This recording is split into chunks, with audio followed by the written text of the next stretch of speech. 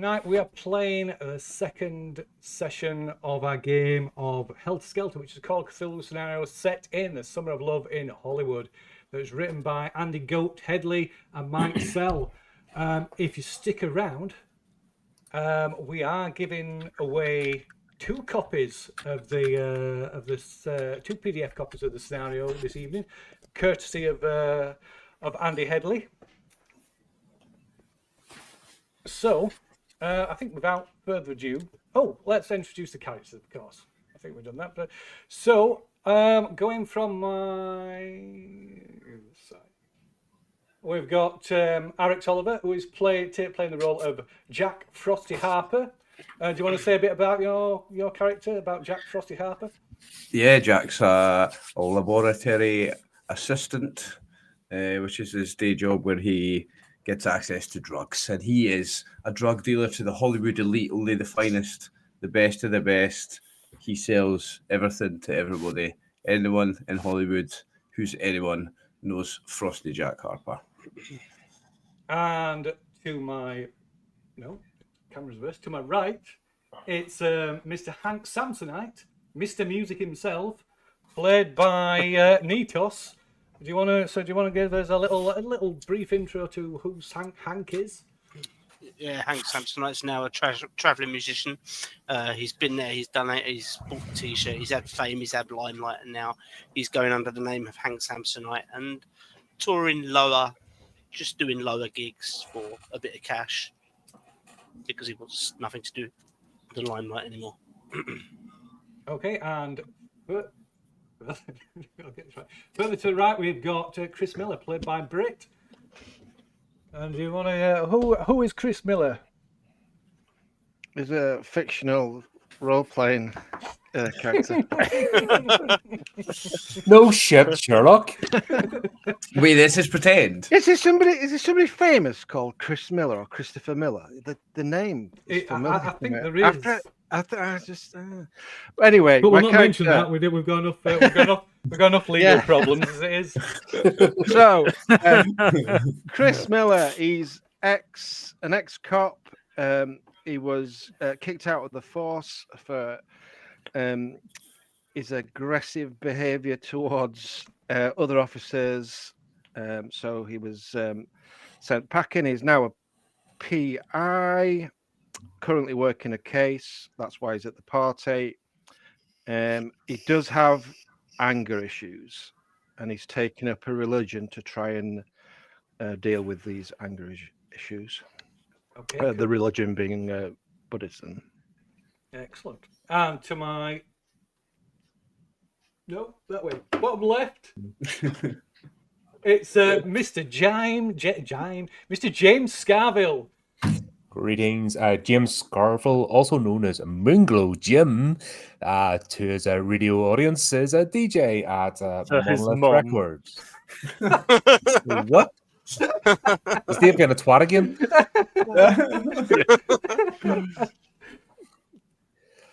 What a shock. Twaticus Botanicus. Twatus Maximus. So obviously, favorite employee of Mr.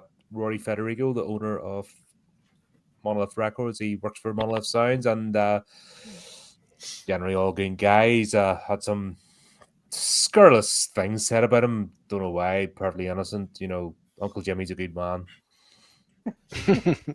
Liked by all. Uncle Jimmy now. Uncle Jimmy. Weirder. Jingle jangle. Yes. Oh, don't. He does sometimes wear jewelry. Don't go there. Do not go there. Watching that last night. Oh dear. And then Splitting him, had it so right. Below Mr. Fix-It, we've got Chris. We've got Chris Dean, played by Mr. Gray, Mr. Dave the Gray. You'd be disappointed, wouldn't you? Christine has a slightly more famous cousin. I was very briefly famous about 10 years ago, but I've struggled to get parts since then. Not quite as good looking as I think I am. And I firmly believe that I am due the part that is going to make me a superstar. Firmly believe it. And at the moment, I'm hanging around pretty much anywhere that's likely to get me close to a decent agent or somebody taking a photo, the press, anything to get my foot in the door. Yeah. Scene of a murder. Yeah. Scene of a murder, that'll do. Yes. So everybody. The only thing worse than not being talked about is not being talked about. Yeah. Yeah. Very, very good. Very highbrow, Dave. That. Yeah. And Christine is Christine, not Christine. Let's just point that. It's Chris Dean. Christine. Christine. Not Christine. Okay. No. I just talk quickly. So, in a previous episode, everybody was at the New Year party at the Federigo Mansion in the Hollywood Hills to see in the new year. Everybody was there for their own particular reasons, which will not. If you want to know why, go back and watch the previous episode, which is available on YouTube. Oh no, it's not. It will be tomorrow. It will be tomorrow. It's available on Twitch though still. Yeah, so everybody was at the New Year's party at this swanky New Year's party at the Federigo Mansion up in the Hollywood Hills, held by, like I say, Rory Federigo is the head of Monolith Records, who had just recently signed onto their label The Doors of Perception, fronted by Mr. James Morrison or Morris. Who even played a set during the just to see the new year in. But the climax of the evening was when Rory Federigo literally went into meltdown in the hot tub with two young hippies, a young male and female hippie that were indulging in each other, shall we say. And Mr. Federigo literally went into meltdown as his body erupted with loads of rainbow-coloured pustules, and the lower half of his body just literally dissolved in the hot tub, along with one of his hot tub buddies, the young lady who tried to escape from the hot tub and dragged the what remained of her upper torso out of the pool before expiring. The other member managing to escape out of the mansion, out of the side door, and of course, panic erupted. So that is where we come back, where the mansion, the Federigo Mansion, has erupted into a scene of chaos and panic as guests screaming, some collapse, some passed out, some suffering from shock, and being seen to by other party members. At this point, you notice, for the first time, you notice a face that is familiar to all of you. Jack Frosty Harper, who has also found his way to the side door of the mansion, the mansion courtyard, and a way out. We're probably thinking now might be an appropriate time to leave before the inevitable police presence arrives. And I guess, since he spots you all, and perhaps waves you over, offering you all a convenient escape route from the mansion, if you want to leave. Sounds good to me. I sort of toddle over, go, yeah, don't wanna. Yeah, this way, if you want to get away from the police, the police are going to be here in a second. I'm not going to be around when the police get here. If you want to get away from the police, come this way, guys. Yep. Sounds good. Don't want any awkward questions about something nothing to do with me. Yeah, I might leave as well. Oh, well, I take it our record deal about the fine is off then.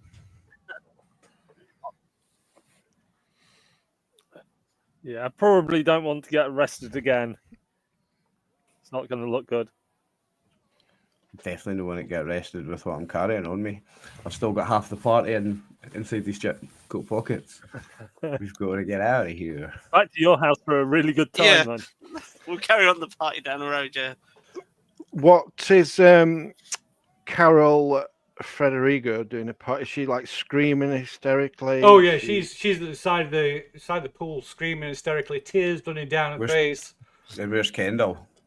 She's gone.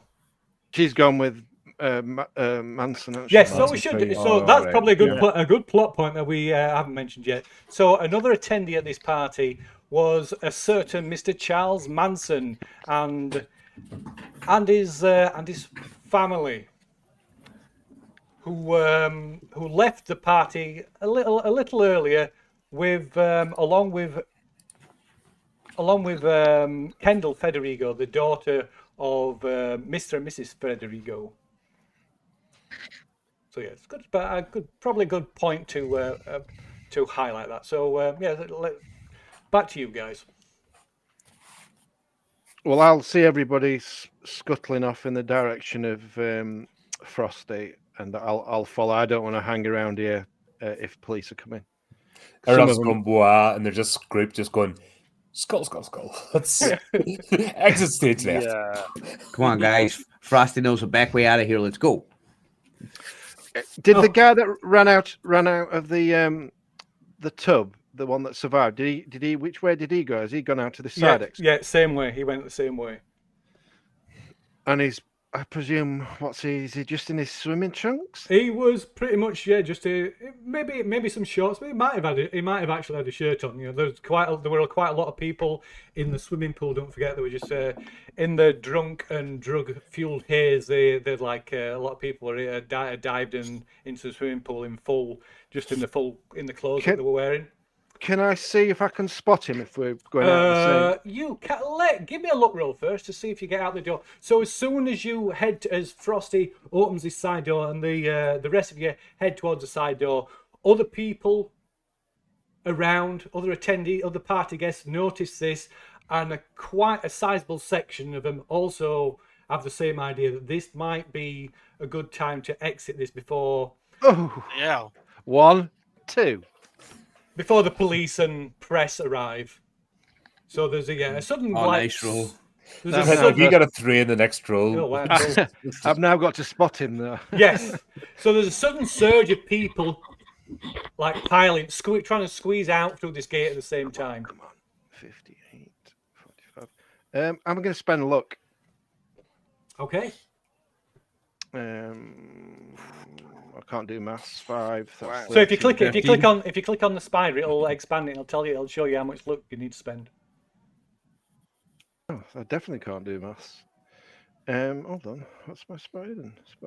My Spider-Man's 45. Failure, regular success rate. 13. Oh, what's the 8 for then? Failure, regular success required. What's the 8 underneath? That was the unit. So it's 50 is the tens and 8 is the unit. So at 50. Oh, that's what I rolled. Sorry, I'm being stupid. Yeah. Okay, then. So yeah, I'm going to spend a luck. So, So, 13 points. Yeah, of just luck, click on the button that says spend 13 luck to pass. Scroll down, Jonathan. There it is. Excellent. Okay. So let me just have a look here. Where has he gone?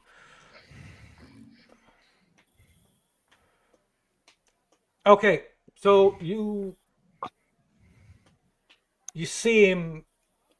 You catch sight of him amongst, like I said, amongst all the crowd that suddenly surge out the side gate, jostling you all, and almost knocking you off your feet as you're looking around trying to spot this guy, and you just see him jumping into the back of a a dusty blue, pale blue van, transit van that drives away. Can I get a registration Oh, plate? can you give us or- a spot hidden? Another spot hidden, I think.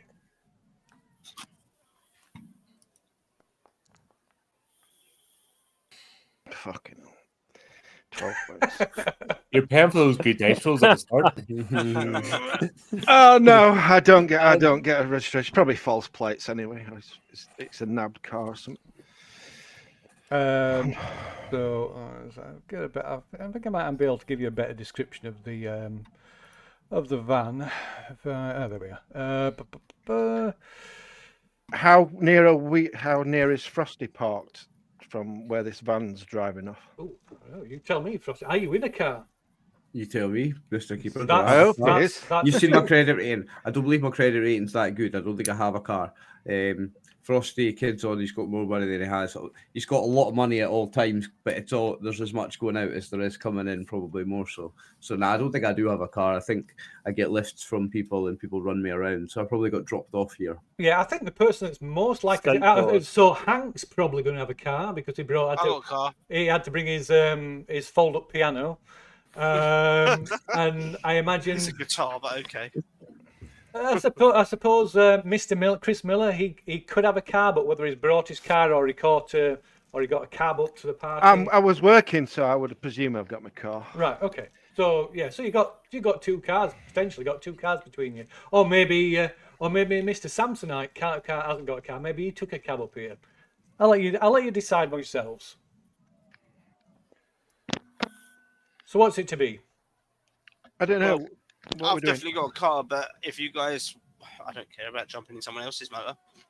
Well, if we've got a car, we can take a ride over to my place to Lilo. We can continue the party there if we want to. But yeah, look, we need to get in somebody's car quick. Who's got a car? Let's go. Mine's probably more local. It's just down Let's at the get in. road. Just jump in. And it's American, so. Let's go. Okay. So you're getting into Hank Samsonite's car, or Sounds good if there's enough room. Is it one of them big station wagon type things? I don't know. Yeah. What is it? Yeah, it's a station wagon. Okay. Is it new? Is it or is it like an old battered used car or? Shotgun. Side, yeah. Shotgun. I'm sitting in the front. Woo. So what's your? I'm just happy to be here. Your credit rating is terrible. Do you actually own a car? I'm not sure. I'm not sure you actually own That's a car. why it's a bit battered. Oh, it's just you that's got terrible credit rating as well, is it? Yeah, 16 is his credit rating. Yeah, that's enough to Ooh, buy an old That battered. might be worse than That's- mine. I am quite impressed by his credit rating. Oh wow, that better than Christine's. Yeah, hard times. I think Mr. Sampson, I think you need to make a drive auto roll to see if your car actually starts. No, yeah, that 16 is still better than mine.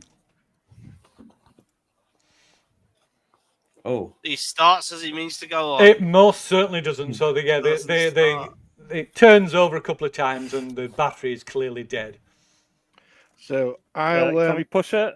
I'll pull up in my car that's actually got wheels, and I'll say, "Do you guys want to lift out of here?"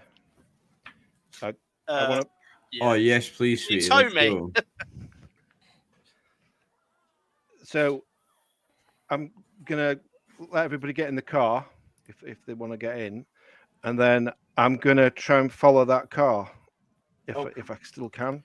Try and Okay. find it. I Okay. presume it's driven off by now, but right, guys, what the fuck just happened? We What can't the break it hell? down. That's You're- what happened. Your guess is as good as ours. Somebody turned into a rainbow. Our That's host decided to dissolve himself. I mean, That's I good. don't do drugs, but I imagine if you do drugs, that's the kind of shit that you see. yeah, What- you are not wrong. I do a lot of drugs, and that is the kind of shit you see. But it's not really happening. It's the drugs. But was that something really altogether happened. different. That was something altogether different. Did any of you see the guy that was in the tub that ran off? I didn't. I'm following him now. That's who we're chasing. Yeah. I'm trying to follow him now. Did any of you see him? Do any of you know who he is? He's part of that strange cult group that. He was hanging around Charlie Manson. Yeah, that's he all was I just know. one of them hippie dudes. Is he one of the family? Is he? Is he? Is that a thing? Yeah. Yeah, it is a thing, unfortunately. I saw Kendall. She seems to be involved with them. She's arguing with her mother, just being a brat, I suppose. So the guy in the tub is part of this family. Looks like it. Which Yeah, they came together. They were friends. The two that were in the tub. It was a girl and a man. The girl, she's dead. She got half her body dissolved. But the man, this is the one that we're chasing after, isn't it? Yeah. Why didn't he dissolve? I don't. And it's Rory. Did he totally dissolve? So the lower part of him, everything that was below the waterline. Oh, we should have given first aid to them both. I don't think that would have worked. And I don't know about you. I'm not qualified in dealing with dissolving people. That's a bit out my remit. A bandage on the open area of wound. They'd be fine. It's a little bit beyond my medical I'm not- expertise, also. You don't need your legs. I'm not putting my lips on that. Have I any sign of this van? Give us a talking bullshit. Give us a look roll. Oh, you're making me use my luck, and I've used it. He's good at that. 47 points. That'll be a no. So no, shit No. out of. Okay, so you do actually, so you can see him right off, sort of right off in the distance, like heading down at the far end of the street. And as you accelerate to try and catch it, try and close the distance, the lights suddenly change and you narrowly avoid colliding with another car. And by the time you've extricated yourself and calmed the angry driver down, this powder blue, scratched and dinged, rusty van has gone. I'll just pull up in the car and I'll just start swearing and cursing, and I'll start hitting the steering wheel, like fisting the center of the steering wheel. Fuck. Okay, so in the distance, you can hear. Well, in fact, probably you can hear the sounds of sirens and a police car, an ambulance car tearing past you, back up the way you've come, back up towards the Federigo mansion. I think we need to not be around here. Yeah, Where's Yeah, Frosty's I think place? you're I said definitely that. right. That's something we It's a do not need to be Yeah. involved in. I was So- going to say, what we're doing in this neighbourhood, sweetie, let's go to my place for a party. This is not a nice part of town. We don't want to be around here. So yep, I will drive to Frosty's house.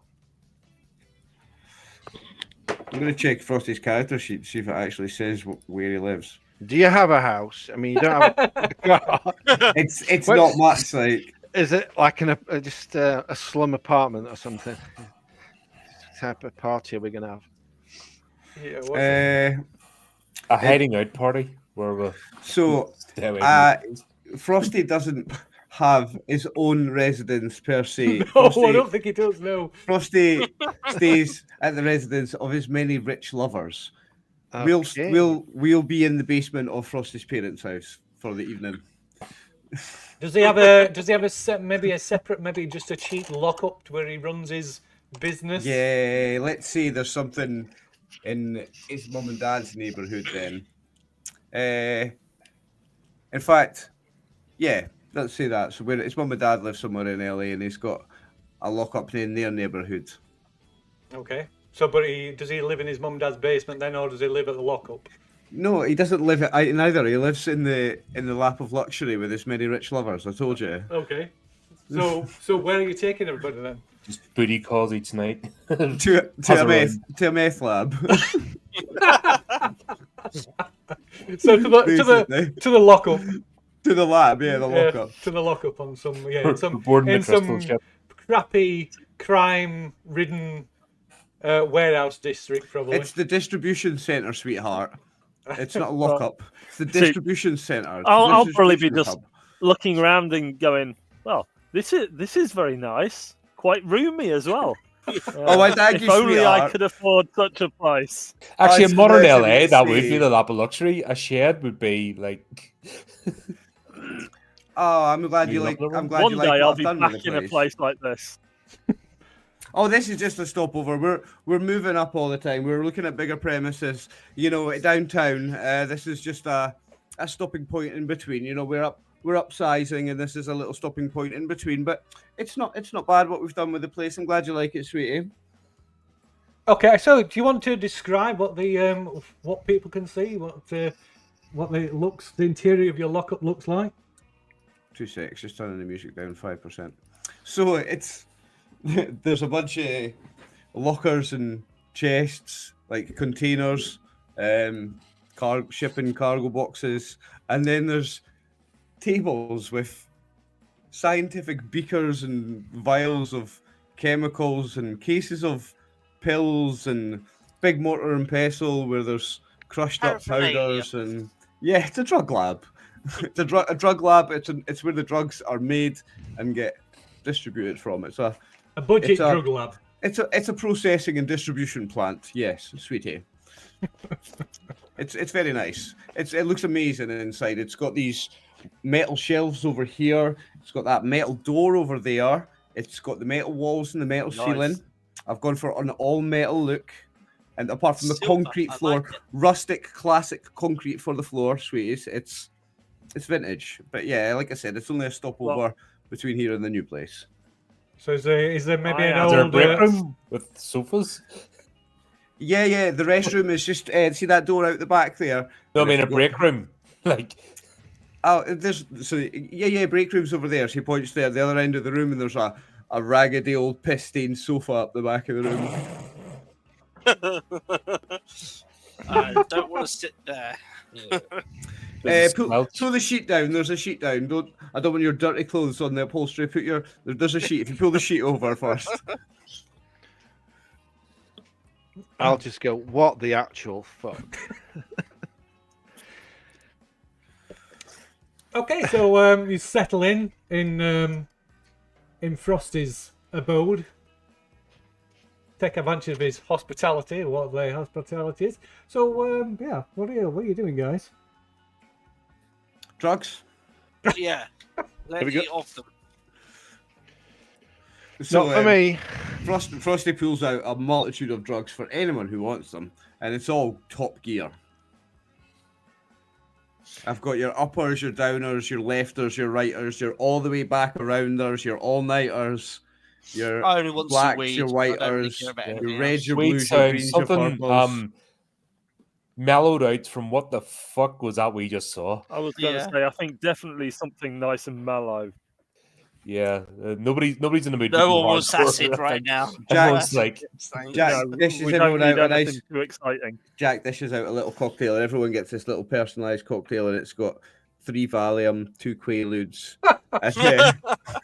and like a couple of something else, and a little microdose of acid. But only leave that for later before you go to sleep. That's for to help you sleep later on. And there's like all sorts. So there's just a big massive pile of drugs. I've got rules for various drugs, but I haven't got rules for cocktails. Oh, okay. I play by my own rules, sweetheart. You know this. wait, I have tested those rules in previous scenarios. They're a lot of fun. I'll take the drugs offered, but I'll pocket them. I won't actually take them. Okay. And then when Jack takes some, Jack goes into a different pocket for his own little private Actually, stash. talking of Jack, some Jack would be nice if there's a bottle hanging about. Just to... Oh yeah, so we're having a drink, sweethearts. Do it. I think that's called for. Pleased to meet everybody, by the way, Yeah. those that don't know. This is a bit of a strange situation that I was not expecting. Happy New Year as well. Holy happy, shit! What was that? Yeah. So, as I think we mentioned before, the common thread that ties you all together is Frosty. So Frosty knows, to a lesser or greater degree, Frosty knows each of you. Because you're all a bunch of junkies, sweethearts. You're all big customers of mine. Well, No, I'm not. apart from Chris, Chris, you know Chris Miller, because he maybe shakes you down every now and then for a bit of intel on the street. Yeah, and I shake him off for a little bit of letting me away with it. Shh, that's our secret.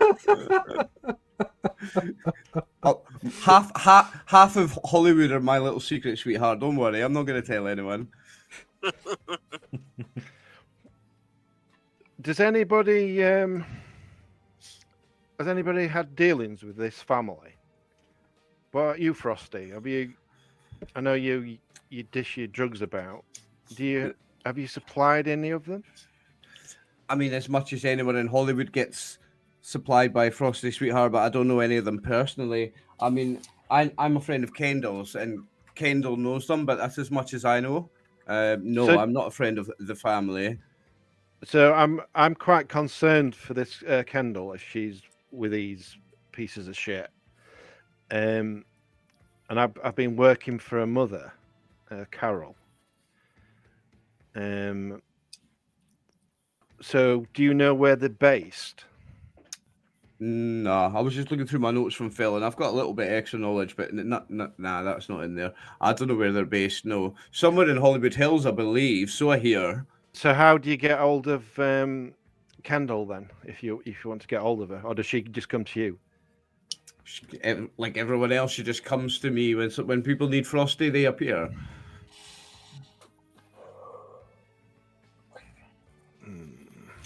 I'm right, Phil. I don't know the family, do I? No. Cool. Maybe. I probably tried to join them, but they wouldn't have me. So sorry, which family are you talking about? The Federigos or the The Hansons, the Hanson family. the cult, the Manson family. Well, we argue with Mansons. I'm not scared of Charles Manson. He's not coming to get you, Phil. It's all right. Maybe. Yeah, the problem is if you go with the Hanson family, you have to bop. And That's even scarier. That's more frightening. There's three of them still alive. Yeah, that's scarier. So yeah, it's Charles Manson. It's the Manson family. Maybe Carol knows where they're one-on-one, I'm based. pretty sure I could take any of those Hanson boys, but all three of them at the same time? Nah, you're having me, like. But no, you don't. You don't know the Frosty doesn't know the. You don't know the Mansons. I don't. Or his family. You know of them, but you've had more sense to. They know of me. To stay away from them. I've heard of them. They've heard of me. You know how it is, sweetheart. And as for Kendall, you're perhaps playing up how well you know her more than you actually do. She probably doesn't even know your name. But you certainly sold her merchandise on occasion. Yeah, but you haven't, not for a while.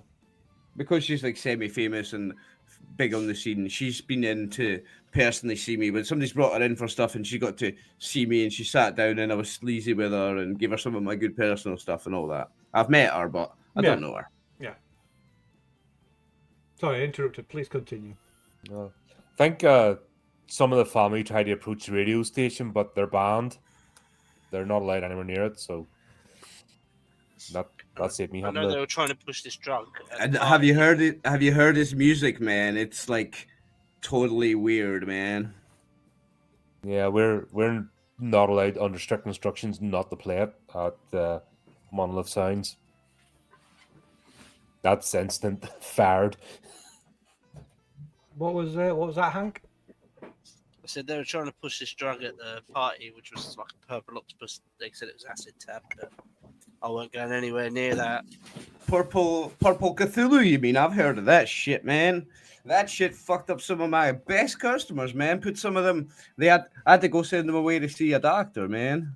That shit's some bad shit. I sent a couple of my guys over to Dr. Bigheart because of that shit. What do you know about that? What do you... Doesn't turn people into rainbow soup by any chance? Turns their brain into coma soup, as far as I'm aware. It's some pretty dangerous stuff, man. I wouldn't want you to be messing with that shit, man. Well, what the hell dissolves people in water? Carbolic acid. I don't know, man. All Jack had heard was that the purple Cthulhu was some really, really strong acid. A couple of his customers had been have to go to see his Dr. Big Heart because it really fucked them up. It never melted them to acid; it melted their brains to mush. You don't know Basically. who's making that. No, I don't know it. I wish I did because, I know a lot of people. I would just have them cut, snip, snip, problem solved. But I don't know who it is. No. Probably not good for business. That stuff going around. It's not good for business if they're killing my customers. Yeah, of course. No, I'm not a fan of the purple Cthulhu.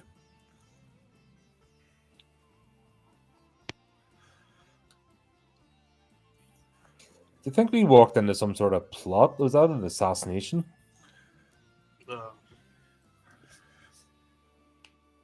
That wasn't right. I'm still obviously trying to process what I saw. I'm like, that wasn't right. That should not have happened. That doesn't happen to people. Maybe it didn't happen and it was all one of those, like mass hysteria things. Go back No, to everyone was having a good time, and I saw that thing right in front of my eyes. What I saw, man. We all saw the same thing, so that kind of tells you all you need to know.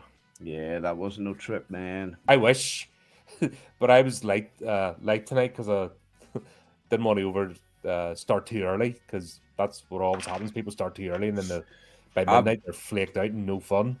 I barely got started, sweetie. I saw what I saw, and there was no hallucination in there. That really happened. Whatever that was.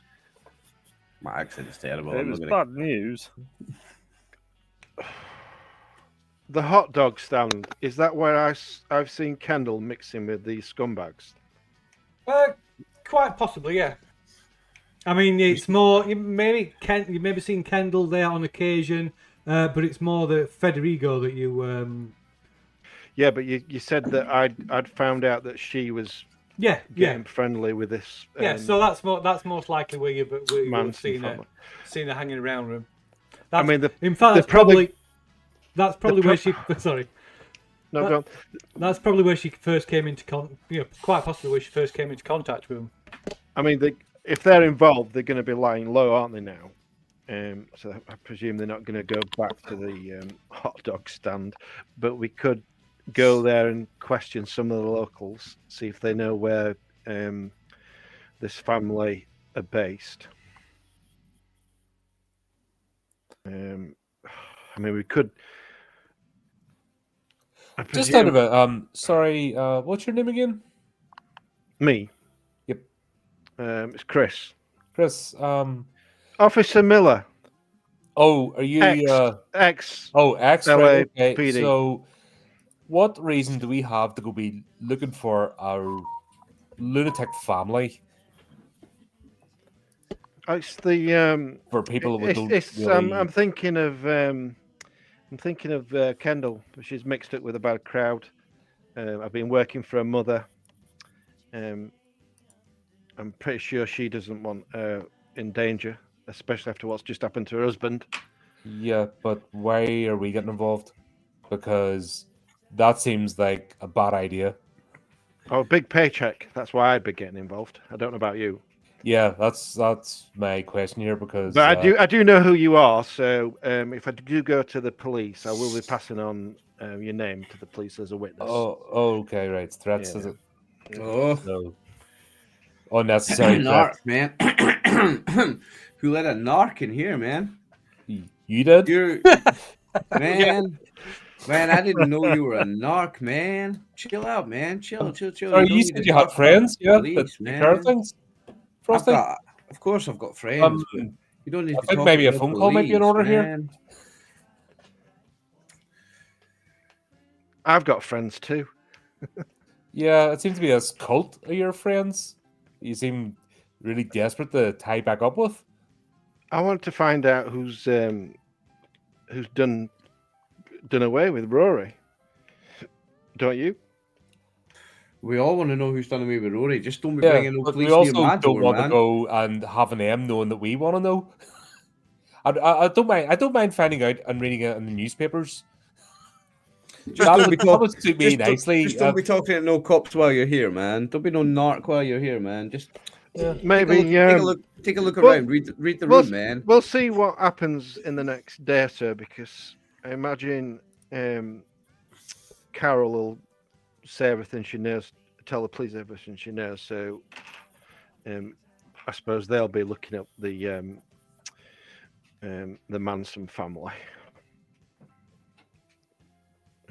So yeah, maybe it's not our problem or not your problem. Yeah, crazy cults. You don't want to make them your problem. That's Not really. yeah. And if somebody is dissolving people in acid during a high-profile New Year's Eve party, I don't think we want to be getting involved with them either. Well, just don't take any baths. It's pretty easy. Yeah. Just stay stinky. Don't That might take suit it. your lifestyle. Some of us have appearances to keep. Don't Stay take any drugs stinky. like Frosty's offering you, and don't get in any Excuse me, honey. My drugs don't do that to people. My drugs will make you feel love and happiness. My bath time God, with strangers. who let you in here? Oh my Yeah. days. Whose friend is this? We're not friends, Frosty. We're acquaintances. We've done business in the past. Don't forget that. Okay, just don't be hurting my business talking about police and looks around at all the drugs. All of a sudden, the party mood has just. Yeah. Yeah. Everyone's just sober as a jug party right mood? now. We've just Something- witnessed a fucking Somebody's double mentioned, murder. somebody's mentioned the police in the middle of my We drug were trying to den. come down That'll and kill the mood. get some headspace from something absolutely crazy, and all of a sudden now it's like we're going to go hunting for cults, and if you don't, you're. I don't want to hunt for the cult. I want to get Kendall. I want to make sure she's okay. Why? Because she's a sweet girl. So you fancy her? Oh, I sweet. wouldn't, I'd say I fancy her, but I don't want her to come to any harm like her father. Oh, somebody wants to step in and be daddy, right? Okay. Oh, got it. fuck off. Oh, sweet. Kendall is so out of your league, honey. So obvious now. I've seen it 100 times. Don't come at me with that, Uncle Jimmy.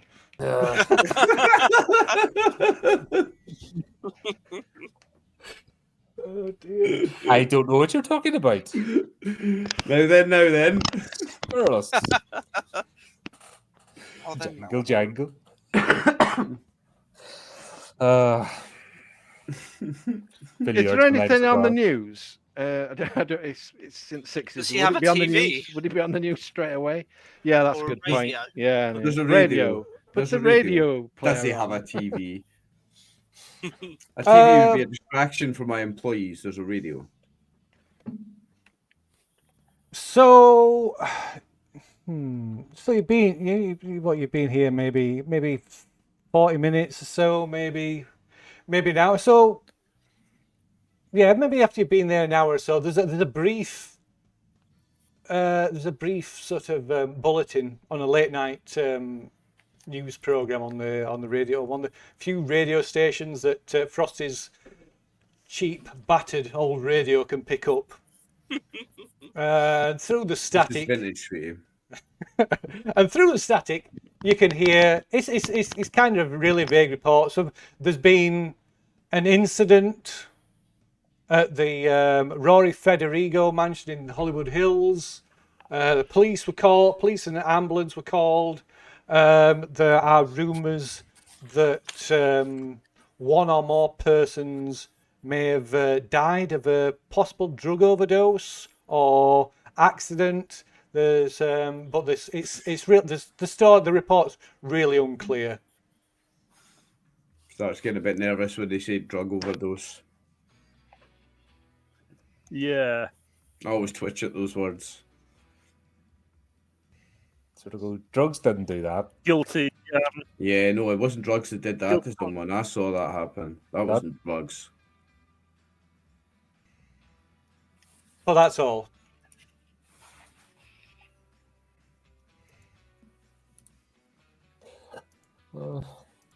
Need no gear in To Hollywood. be fair, it's What's not that exactly for one? what we saw. It's not really going to be accepted without some fairly strong evidence of your own eyes, is it? Oh yeah, the sky suddenly turned into a rainbow. It's not the kind of thing you normally hear on the news. No. Well, Mm. What is it about 1 a.m. now? Yeah, it's actually coming up to about 1:20 in the morning. Well, I'm not. Are you guys crashing here tonight? I'm thinking of going back to my place because Yeah, so am I. Not your place. no. I'm too old for you, aren't I? I don't know. Oh, sweetheart, get a It's room. quite nice here. I might sleep under the table. Thanks, You know, Chris. a night out. I appreciate you, Chris. You've got good taste. I love that about you. Bit of luxury for once. The little Vietnamese women that have got masks on, like shuffling around with white gloves on, they won't get in your way much when you're sleeping. You can't afford them.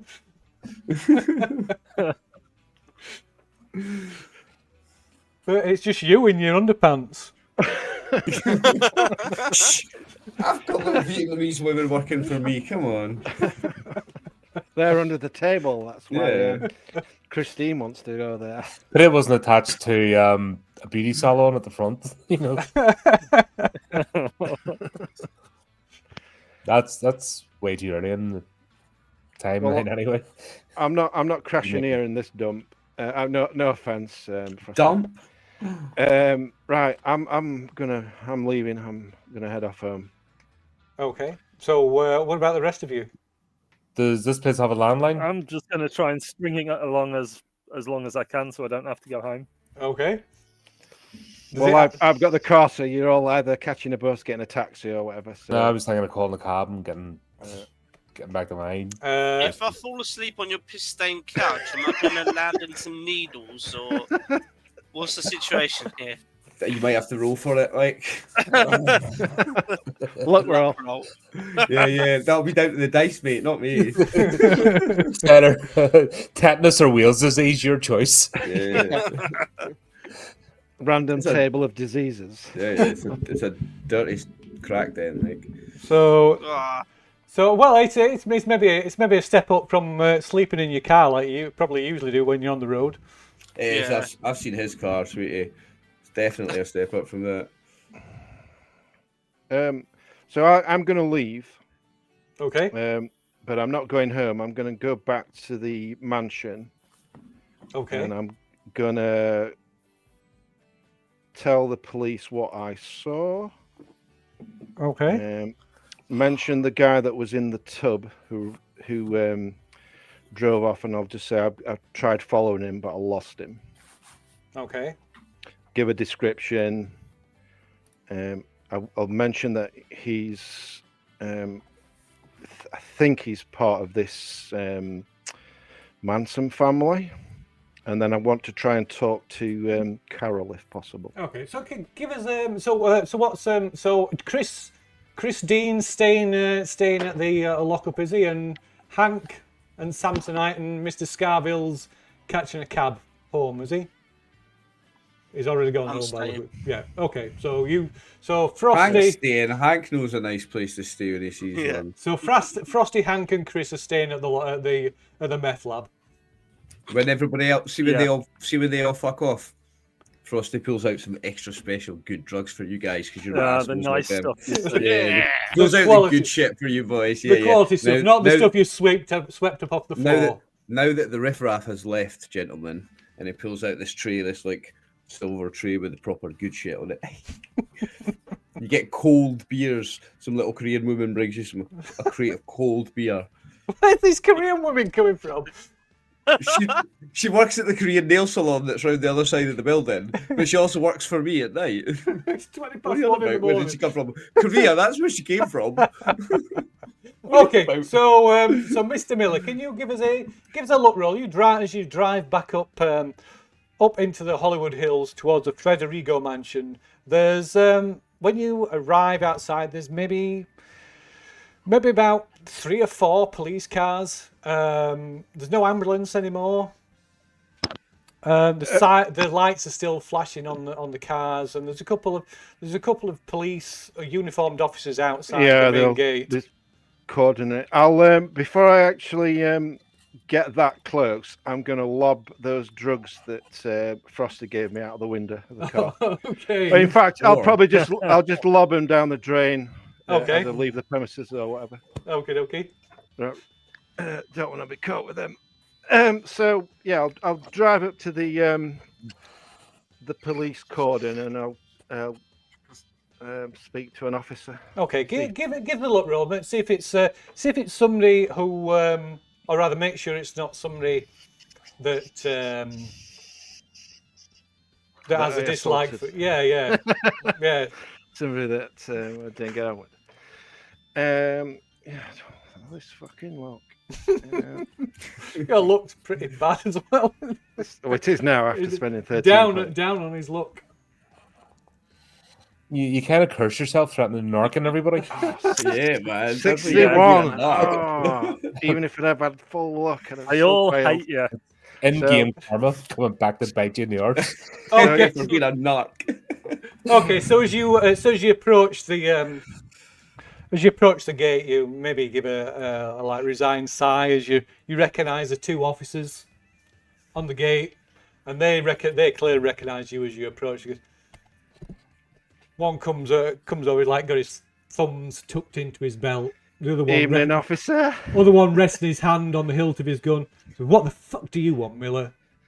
Nobody wants somebody like you around here. Easy. I just want to speak. Who's in charge tonight? Who's the boss? I've got some information. I was at the party earlier. Sergeant Howitt's on the scene. And how do I get on with this guy? You don't want to like get in Howitt's way. I don't want to get in his way. I've got some information for him. I've been working for Mrs. Frederigo. I was on a job. That's why I was at the party. So I've got information. You can give it. Come on, do your job. I'll buy you some donuts. Give us a persuade or a fast talk roll. Chris has obviously read How to Make Friends and Influence People. Clearly. Back to back. Didn't understand any of it, but I've got 60 in both. Wow. It's going to be more of a persuade. I'm not trying to fast talk. Yeah. Okay. Yeah. No, I'm fine with that. Persuade. Well, intimidate. Oh fucking hell! I've got the skills wrong. I've only got 15%. Yeah. You've only got 15% in intimidating and being beating up fellow. Yeah. He's one of these modern 4-foot police officers. I don't intimidate people. I just beat them up. Ah, right. Okay. Fair enough. yeah. Forget the intimidation. Just go straight for the fisticuffs. Okay. There you go. The kind It was the donuts. Donuts did it. They glance at each other. So just let Howard deal with him. And they thanks, guys. So if they let me through, I'll make my way on up to the mansion, unless he comes to me. Okay, so you make your way through the courtyard of the mansion. You can see the police tape cordoning off the hot tub, and there's various. So there's probably about half a dozen officers searching the courtyard, talking to maybe another 2 or 3 more, talking to some of the party guests that are still here, still being questioned by the police. And over in the main house, in the main room, you see Inspector Howitt sat in the main room with Mrs. Federigo. Was I on good terms with him? Probably not. No. So you can give it. So give us another look roll to see if how bad. If he just dislikes you because of the reputation, because of what you did, or if he perhaps was one of the people that busted my ass. Well, maybe busted his ass, or maybe he busted his. Look. I should know where it is by now. Oh, fuck off. Oh my god! So yeah, So he's he loves me. He loves me. So he's definitely the one who Howard is definitely the one who had you kicked off was instrumental in having you kicked off the force. Inspector Howitz, good evening. Oh, good morning. Happy New Year. Right, he kind of turns around and looks at you. This almost like this look of disbelief on his face. So, Don't shoot the messenger. I've got some information. Can I see Carol anywhere? yes, she sat on the sofa just across from him. I've got some information about what happened. So you've got some gall coming in here, Miller, after the shit you pulled down the station. I'm here to help. I was here earlier when the incident happened. This is a police business, not some amateurish private dick. I've been working for Mrs. Federigo. It might have what I've got to tell you is it's to do with the murder. The guy that was in the tub. There was another person in the tub with Rory and the girl. So he interrupts you again. He's about to launch into this angry terror, assault on you. And Mrs. Federico, Inspector, this he's telling the truth. I employed Mr. Miller to on a private matter. But what do you have to tell us, Mr. Ed? Is there something you can throw light on? Well, I gave chase to the young man that was in the tub. He ran off after the incident, and I followed him outside, and he drove off in a van. I'll give a description of the van, description of the guy, and I talked to a few of the people, and they told me that they think this guy is part of a group called the Manson family. And I'll say this a bit lower, kind of out of earshot of Carol. And the Federico's daughter, Kendall, is kind of mixed up with this group.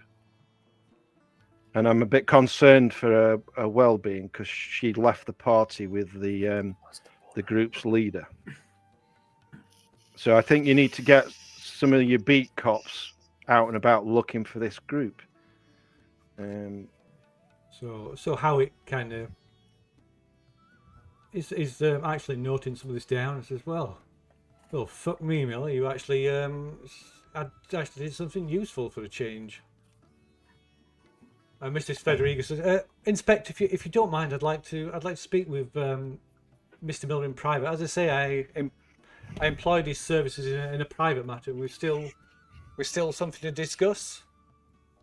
And the Inspector says, well, I think I have everything I need for now, Mrs. Federico. So if there's anything else, we'll be in touch. I'll of course we'll be leaving a couple of officers out front to make sure you're not no one bothers you. So I'll go. Thanks, Inspector Howitz. And if you need my help, and I'll pass him a business card. Right. He looks at it and then just sort of tosses it back at you. Says, "I know where to find you, Miller, if I need you." So I'll tootle over towards Carol. Right. So he's a charmer, isn't he? Seems to be the Apple precinct. So as the inspector leaves, goes steps back out into the courtyard. Carol, she walks over to the drinks cabinet and pours herself a rather large tumbler of neat vodka, to the point that she pours it in till the glass overflows and spills onto the top of the bar. And then she comes over and sits in this on this sofa next to a gas fireplace. So her hand sort of shaking, she's slopping and spilling this glass of whiskey, and she draws from a cigarette that's in her other left left hand that's like quivers and shakes. You can see like you notice now you can see even in the dim lighting you can see like a mascara's run, her eyes are red from you presume tears, but she seems, despite that and despite the fact that she's despite all that she seems somewhat more quite composed. There's no you don't detect any sort of quiver in the voice or any she's quite, like I said, she's quite composed. And she sits down. She's got this cashmere shawl that she pulls around her shoulders. It says, Mr. Miller, I'd like to employ your services for a little longer, if possible. I'm not quite as you know, my faith in LA's finest is not the best. I don't think it would hurt to give them a little helping hand, to employ a third party to do a little digging as well, if you're interested. A little digging into what's happened tonight. I want to find out what happened to my husband. Well, and where my daughter is. Well, do you know where this Manson family hang out? I don't. You know, you don't. I'm afraid I don't. I know Charlie Manson is he must be involved in all this. Obviously, I know he's in. I know Fed.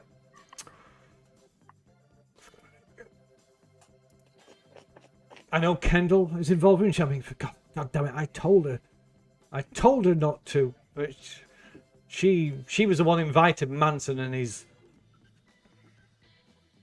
hangers on to the party. Do you know where your daughter stays when she doesn't stay here? She's always stayed here. That's the first time she's never done this. She's not got her own apartment anywhere. Oh no, she lives at home. First time she's done anything like this. Could I have access to her room? Of course. I was I was in there earlier, wasn't I? 6 months ago. 6 months ago, Kendall, she was just a poster girl for prep school. I guess she's just reached that rebellious age and fell in with the wrong kind of people. But this Manson fella, I'm convinced he's tied up in all this. That seedy little redneck bastard.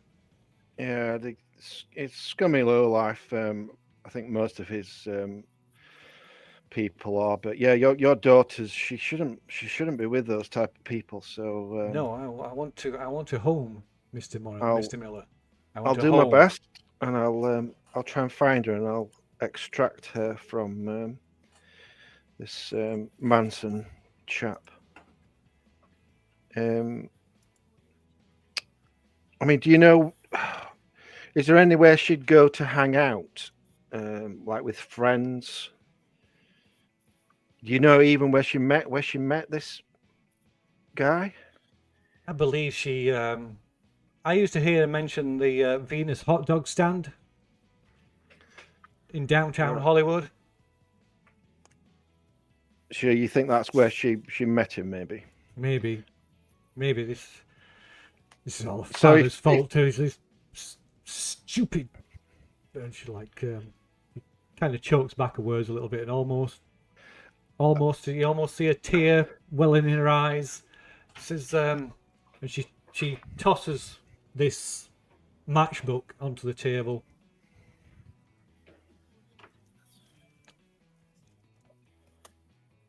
Says, I found this in his jacket. In her husband's jacket? Yeah. Yeah, I'll have a look.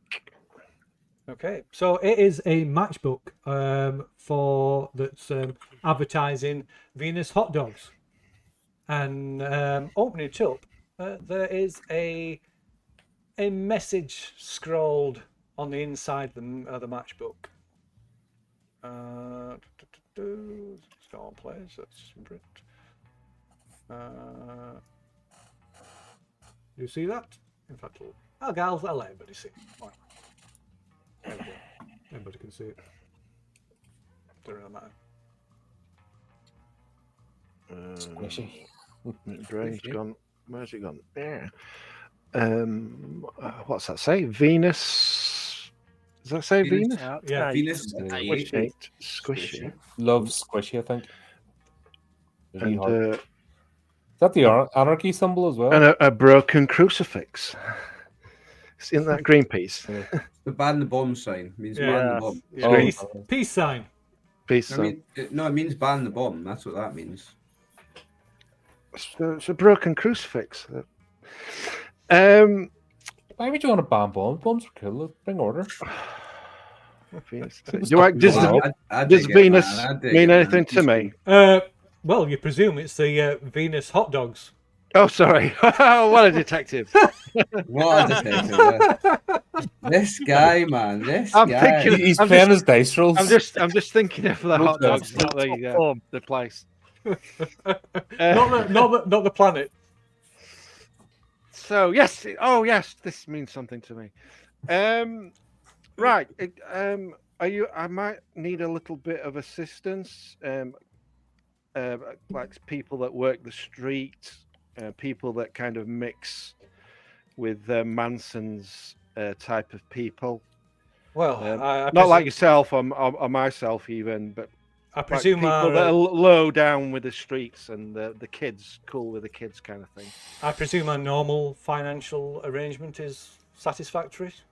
Yeah, and if obviously I'll need extra to get some help in as well. Just of course. Information. Does $50? Should $50 cover it? I don't know. Does it?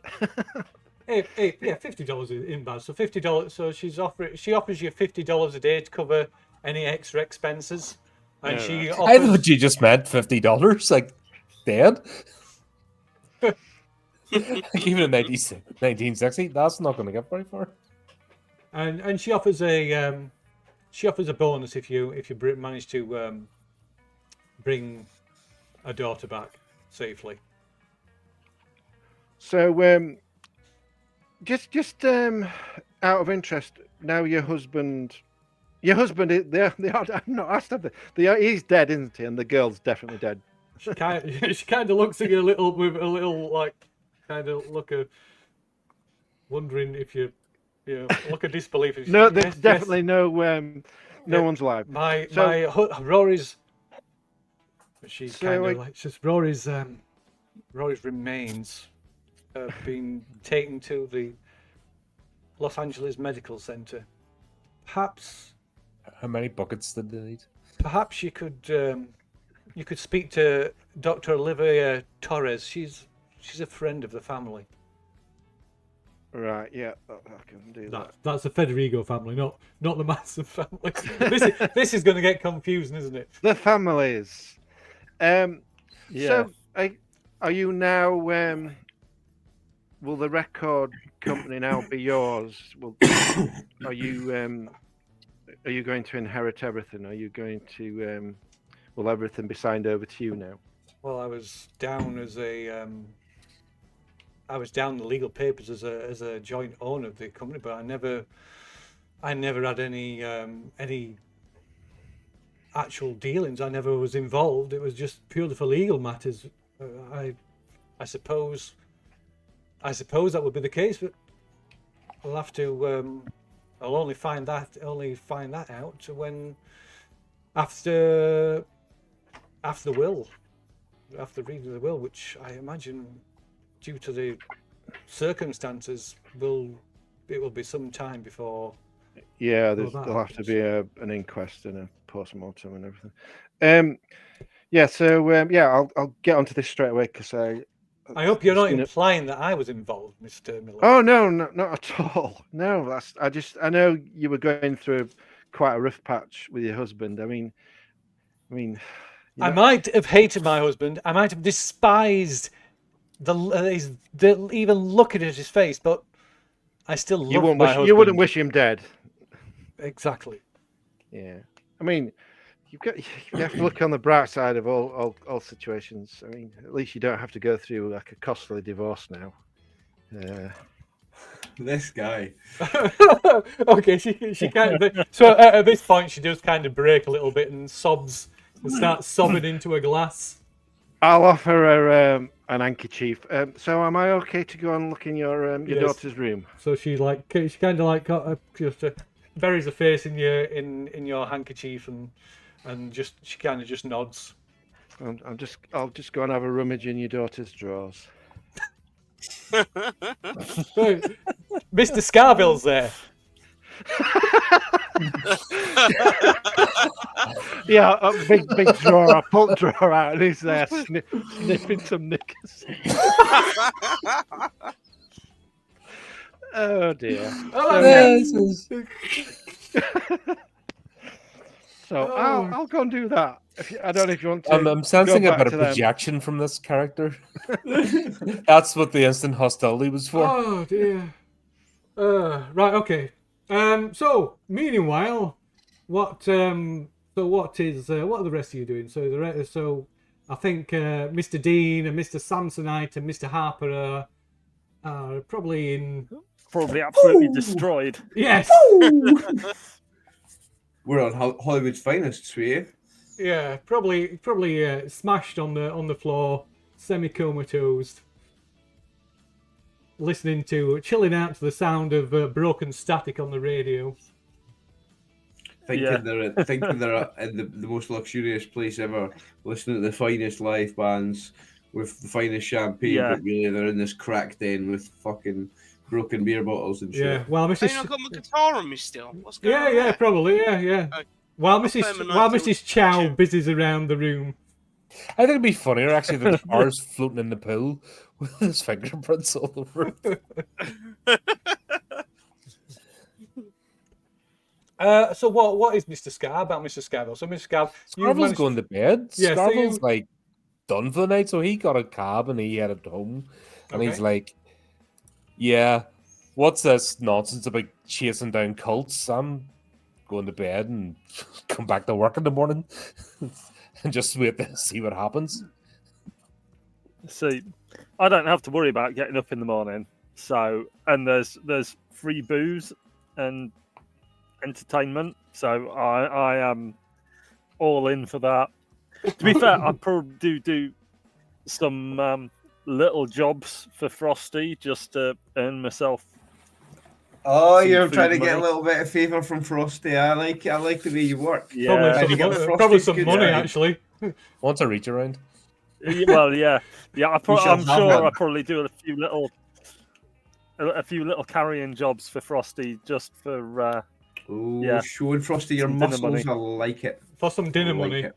So whatever it takes to keep myself popular. I like this one. You will continue to be fed high quality drugs all night if you continue to work like that.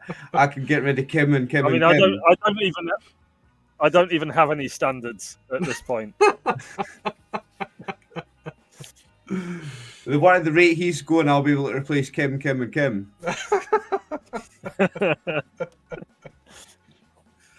Okay, so I guess we'll leave you there, Mr.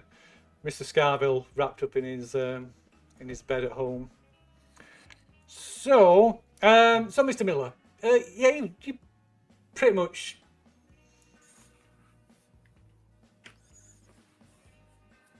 You pretty much turn. Oh God, I keep forgetting her name. Ransack a room, Kendall. Yeah, Kendall's room.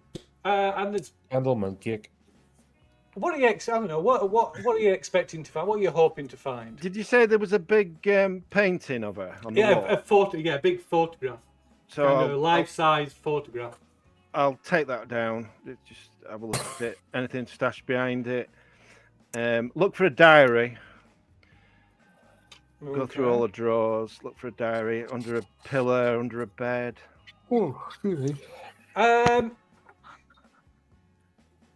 So yeah, you find no diary. You notice that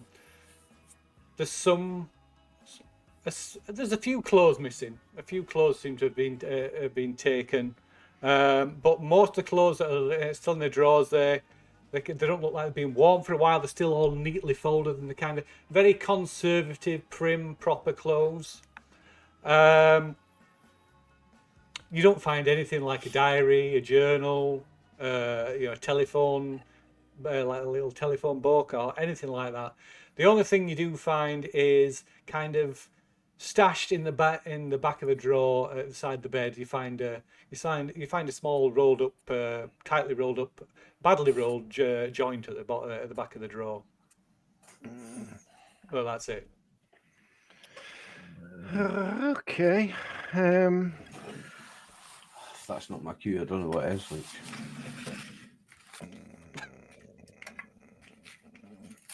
Can't think about anything else apart from I could really go to town in the room, but I won't.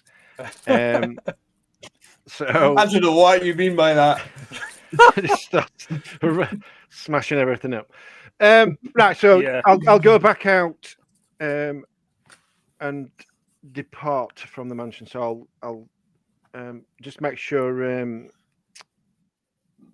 Mrs. Federigo is okay, and just I'll be in touch as soon as I'm able. I've come up with something. I've got a few. You've given me a few leads to work on, and I'll get my my people onto it. We'll find these scumbags, and I'll get your daughter back to you. Right, she thanks you and tells you sort of that she's depending on you. She's got more faith in you than she has the LAPD. Yeah, me too. Wow.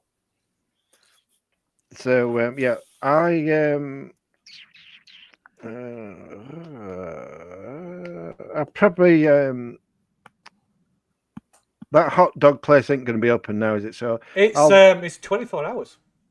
Oh, it is. Yeah. Oh. 365 days a year, 24 hours a day. All right, I'm going to go back to the drug den then Okay. to enlist the A team. They always come crawling back to. Yeah, he's Rusty's coming back, drug but he den. fucking fucked us all off. Told us how shit the place was. He's and been he did away. all his tennis Yeah, shit. he's been away to narc on us, and now he's back. Right, Yeah. right. Okay, yeah, so it's about 20 past 2 in the morning. Well, although you've probably got a clock in there. And the door to the lockup is opened by a small Thai lady. With Who the fuck are you? There's a Korean woman before. Who's this Thai? Did I see this woman before? I know that he's got foreign work. He mentioned it, but whether you believe him or not. No, it was Vietnamese lady when you came in, and it was a Korean lady that brought the beers round. And now this is I'm not going to say anything racist.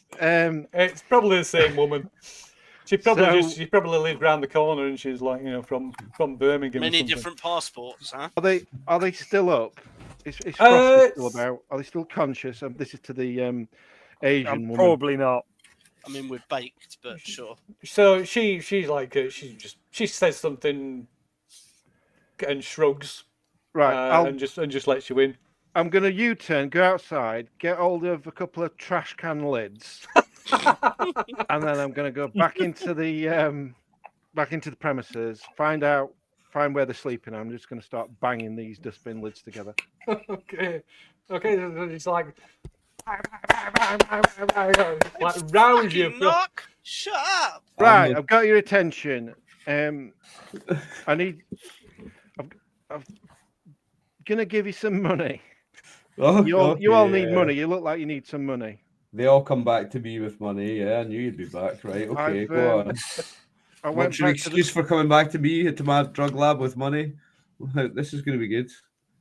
I went back to the mansion and I spoke to Mrs. Federigo, Carol. I've been working for her. I told you before, and I am really concerned about the welfare of her daughter. And she's asked me to bring her back home. And I've also spoken to the police and told them what I know, what little I know. And I'm hoping that you guys are going to help. And it'll go down with the police really well if you help, and we can bring Kendall home. You're a friend. You say you're a friend, Frosty, of Kendall. You don't want to see her to come to any harm, do you? Frosty doesn't want to see any harm come to anyone, sweetie, but don't be careful about talking to the police and telling them everything you know and then coming back to my house. Have more respect for me than that. I'm ex-police. I fucking hate them. He also called your house a shithole. Don't forget that. Oh, shut up, you! It is a shithole. I heard him, Hank, sweetie. I remember. Thank you. Where are the other guys? On the floor. On the floor, but you're awake. They're asleep. I've got a coffee. I'm like. So is everybody still here? Apart from Yeah. James Scarville. I've got my new best mate, Chris, and Hank here. The hell up the forge. I've Well, always been your best mate. You might not have realised it. I never realised it before yet. It's only just come to light. Yeah, okay. What is your day job, Frosty? He works in a lab. He's a laboratory assistant, and that's where he gets all the drugs to bring out and make stuff with. It borrows. Yeah, he borrows. Exactly. You know how it goes. Sweetie. So He dropped out of UCLA doing chemistry, and then got a job.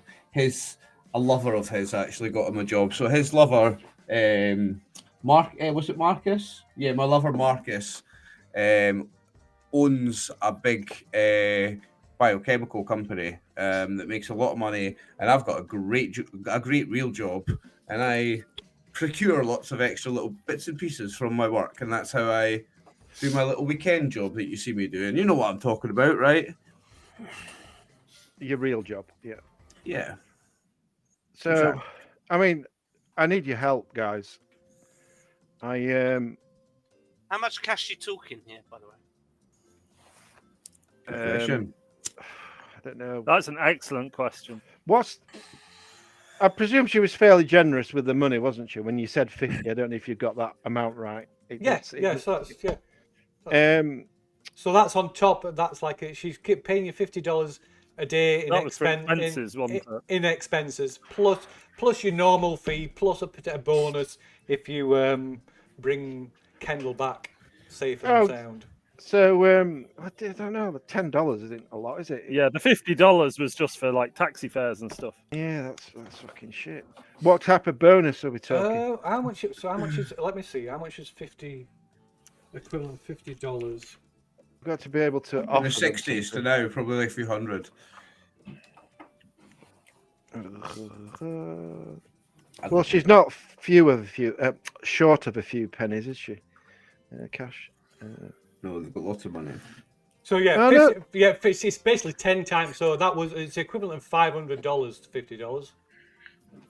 And look, Tell like you what, my spending level is $10 a day. Yeah, wow. Cash on hand is 60. yeah. So like I said, $10 is today is equivalent today in 1960. It's the equivalent today of $100. $10. Apparently, Oh, that's so- the rate of inflation. So that expenses 1,000%.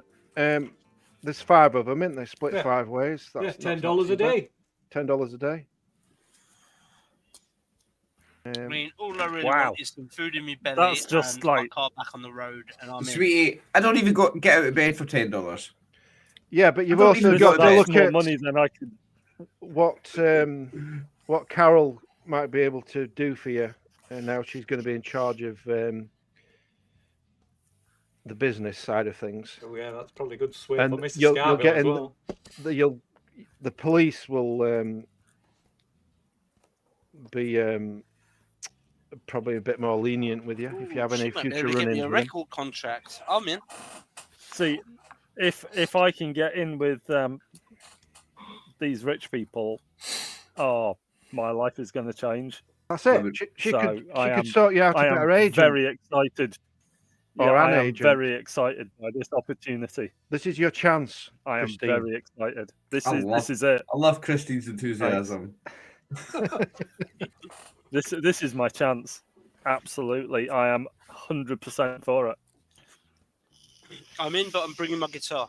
Frosty just has a think about the kind of people that he's getting involved with and the amount of money they have, and he's all about trying to help this family. So, I've got a few leads. Kendall was hanging out at this Venus hot dogs place. So Oh yeah, I don't know if any of you know of it. I know it well. Um, A lot of my customers hang out there. Customers from all walks of life. well, this is why I need you to help me. I'm like the strange guy just turning up on her, whereas you're kind of one of the crowd. You certainly are strange, sweetie, yes. You can ask questions that I can't, and we need to find out where these freaks are. This Manson family.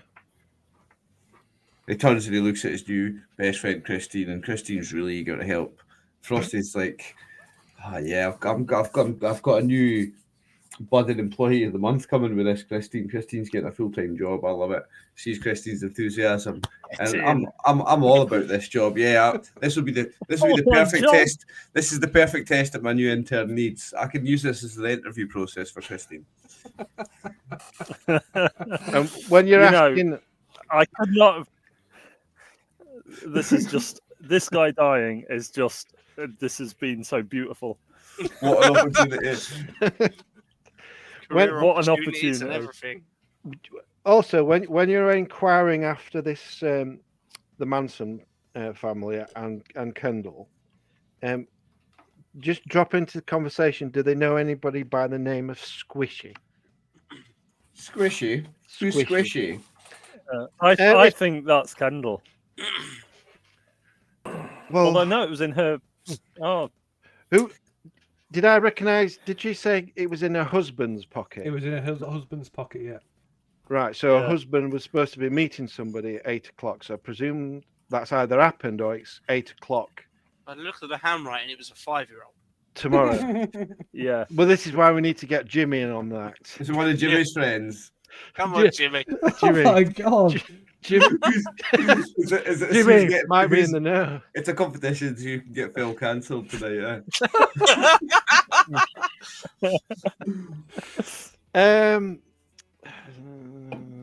No, because a father was hanging out at this place as well, and I don't know if there's it's a bit of a coincidence, but just if you can just find out who Squishy is. Mm. Yeah, I can talk to some people. I know some people around there that'll talk to me with loose lips. Don't worry. That's yeah. I presume Scarwell it's kind of hangs out there as well. So we probably drop by his before we turn up there. I mean, I know the rumours, and I know he confirm, likes yes. a bit of sausage, but Scarville's definitely he's definitely someone I've seen there. I know So- Scarville. Yeah. let's go and pick him up, and All right. we'll head to Okay, Venus so- Hot Dog. So it is like 2:30 in the morning, so you are all I'm fresh as a daisy. Me too. I'm wired to the moon, mate. No drink, no drugs. okay. Sounds like a very dull day. I know you don't know what you're missing, boys. So you're gonna head out anyway, yeah? Yeah, I'll be driving, obviously. I'll hand Christine and Why? hand the other handful of the I'm good probably stuff. not feeling at all well. You need to get a big hot dog down your throat. You'll be fine. He's had plenty of them during the night. I'm not sure Looking which forward- way this conversation is going at all. Oh my god. So are you swinging by Mr. Scarville's place? I suppose there's a good chance that Frosty knows where he lives. Yeah, I know where he lives. I've sent couriers to his house many times. He's a customer of mine. Everyone's a customer of Frosty. Okay. So Well, how? sort of swanky apartment block with a rather diligent security guard in the front. Okay. So how far from Frosty's lockup is your place? 7 than 10 miles. It's in a reasonable. It's sort of metropolitan part of town. Okay. Easy to get to the radio station from, obviously. Okay. So not too far away by car. Maybe about what 5-10 minute drive. Yeah, probably. It's. Yeah. Okay. Radio, just so I know. I don't live in a dump. I have a decent credit rating. So. Yeah. Maybe not a penthouse, but a reasonable apartment. Oh, yeah, that's the game. The get to the penthouse, star rises. But the property value here will never go up. This place will never be gentrified. You've got to think of the future. You call my place a dump, you know nothing. Who called your place a dump? Your friend here did. Okay, so so you're Mr. Scavell. You're woken by the buzzer in your apartment, and the security on the door to the apartment block is buzzing. It says, Mr. Scavell, there's a group of people here who say they're your friends. Friends calling this time of night's a bit strange. I'm not expecting anybody. So shall I buzz them up? No, it's a bit late, and obviously not having any parties tonight. Go work tomorrow. What on earth are people bothering me at this time for? No, shoo them away. It's no need. Okay. If you think about it, there's no legitimate reason for Scarville to get involved in any of this. Go start throwing stones at his window. What floor does he live on? Yeah. 15th. Wind that arm up. I presume your character hangs out at the Venus hot dogs place because it's where all the hip young kids go. Well, yeah. So the Venus hot dogs is kind of a crossroads spot in Hollywood. It has there's all kinds of people from all walks of life congregate there. Depending on what time of day it is, you'll get white collar workers, blue collar workers. You get Hollywood stars, musicians. Part of the people they're like hip crowd, the beautiful people. Almost anybody and everybody passes through, calls in at Venus Hot Dogs at some point. It's the place to be, and you're good at talking, and you're the guy we need to find out some information. Yeah, and it's speaking of your connection, people who have connections to Frosty, which is all of you, but the Venus Hot Dogs is probably the usual place where you would do dealings with Frosty as well. Yeah, and I suppose while I was thinking of and this needs to be done at. I look at the clock. We need to be acting. 4 a.m. We need to be quick. We need to be as fast as possible. The candle could be in danger. Okay, I presume at this point, Mr. I'll Miller. need to get changed because obviously I'm in my stuck pajamas and my dressing gown and. I presume at that point, Mr. Miller is like handled his way past the security guard to the intercom. Make him have a look, bro. Let's see how that works out. I don't think that will go very well. As he gets Jackie Chan. I'll pistol whip him. Okay, so after some persistence, Mr. James buzzes you up to his apartment. You find him. Yeah. Well, what do they see in your apartment? What do they find when they come up to when you finally buzz them into your apartment? So we've got a nice open space reception room and one of those circular sofas. You know, the ones that go around the nice little circle in the sunken Oh yeah. bed of the classic 60s style. Uh huh. Some nicely a few nice ornaments, not in tasteful decor. There's probably a bit of marble about the place because marble's good. Obviously fake. Oh wow, yeah, he is. Yeah, I mean, his career might not be great at the minute, but God, yeah, he's got an amazing credit rating, hasn't he? Yeah, that's what I mean. Yeah, yeah. So yeah, it's probably it's 64 credit rated. The dice rolled nicely when I created Yeah. the character, so I'm making the most of it. Yeah.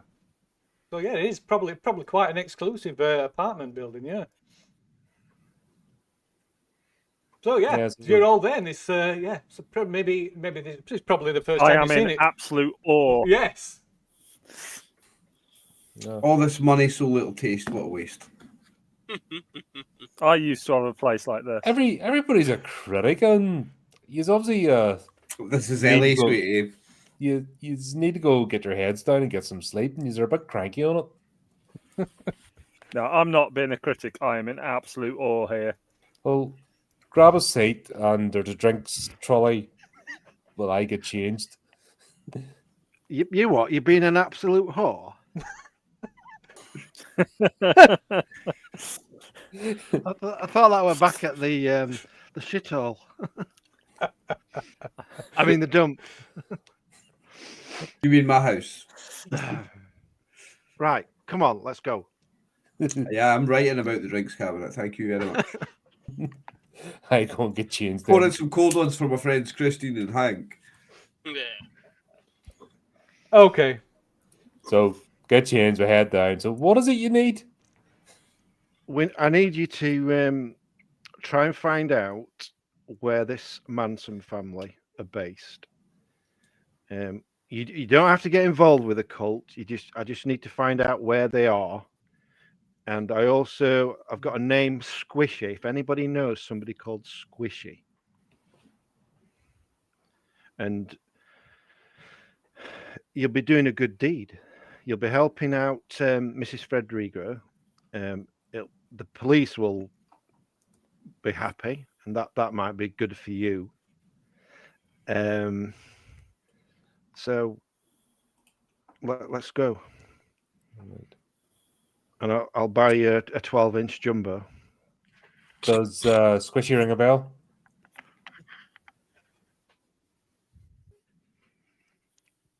Yeah. Oh. You've heard the name. You don't know exactly what it is, but you've heard the name bandied about at Venus Hot Dogs. As we go down, I'm just thinking, do you know what? This Manson chap has been desperate to come on the radio show. Obviously, he's been a ban. This might be an opportunity. I might use that. That's a really good idea. You could you Maybe could arrange to talk meet about him. harrowing events. Maybe if he wants to come on and talk about the harrowing events of New Year's Eve, having been there. What's he want to talk about on your? Is he about his music or? Yeah, he wants to talk about his music and his creativity and his newfound family, and just Rory had an outright ban. None of his music, nothing about him is to be played at the station. That was just across the board. Total persona non grata. I'm imagining it's because of Kendall's involvement. But Rory's not around now. What are you going to do? Well, I'm not planning to have him on the radio station. I'm just suggesting that that would be a good hook. Yeah, Wait, just talk to use him. that to Use that to get the hook. find out where he is, or get him to come and meet you. Yeah, so I'll try and use that to draw him out. So yeah, when we go down here, I'll band it about that. Now that Rory, sadly, I'm looking for people who were there at the party, and I know Charles, isn't it? Not his name. Chucky, Charles, Chaza, Yeah, something like that. Yeah. Yeah, never any interested in the fella myself, but yeah, I'll put that around that obviously looking for people who were there that night who might want to come and talk about our founder and what their connection was with him, and let's see if that draws him out. So there's the plan. So I'm going to take more of a back seat and let them do the talking to some of the customers and whatever. I'm just going to probably order and just sit and watch. See who's watching us. Yeah, if as anything we're- kicks off, I'll jump into action. But otherwise, I'll just let them do all the talk. I'm going to say Cop. I'm going to say quietly to Jimmy that if you can bait him into your radio station wherever you need to speak to him, I can give him a little something to help make him talk, if you know what I mean, and gives him a little wink and points at something in his pocket. Like, I've got something that will make his lips move. If you can bait him in, and then we'll start float the to- word about. We'll float the word about that. That's what I'm looking to do. Yep, and then we'll start to mingle like Pringles, meet the peeps. Mm-hmm. Was Mr. D? So I'm just going to the premise because we're at a hot dog place at 5 o'clock in the morning.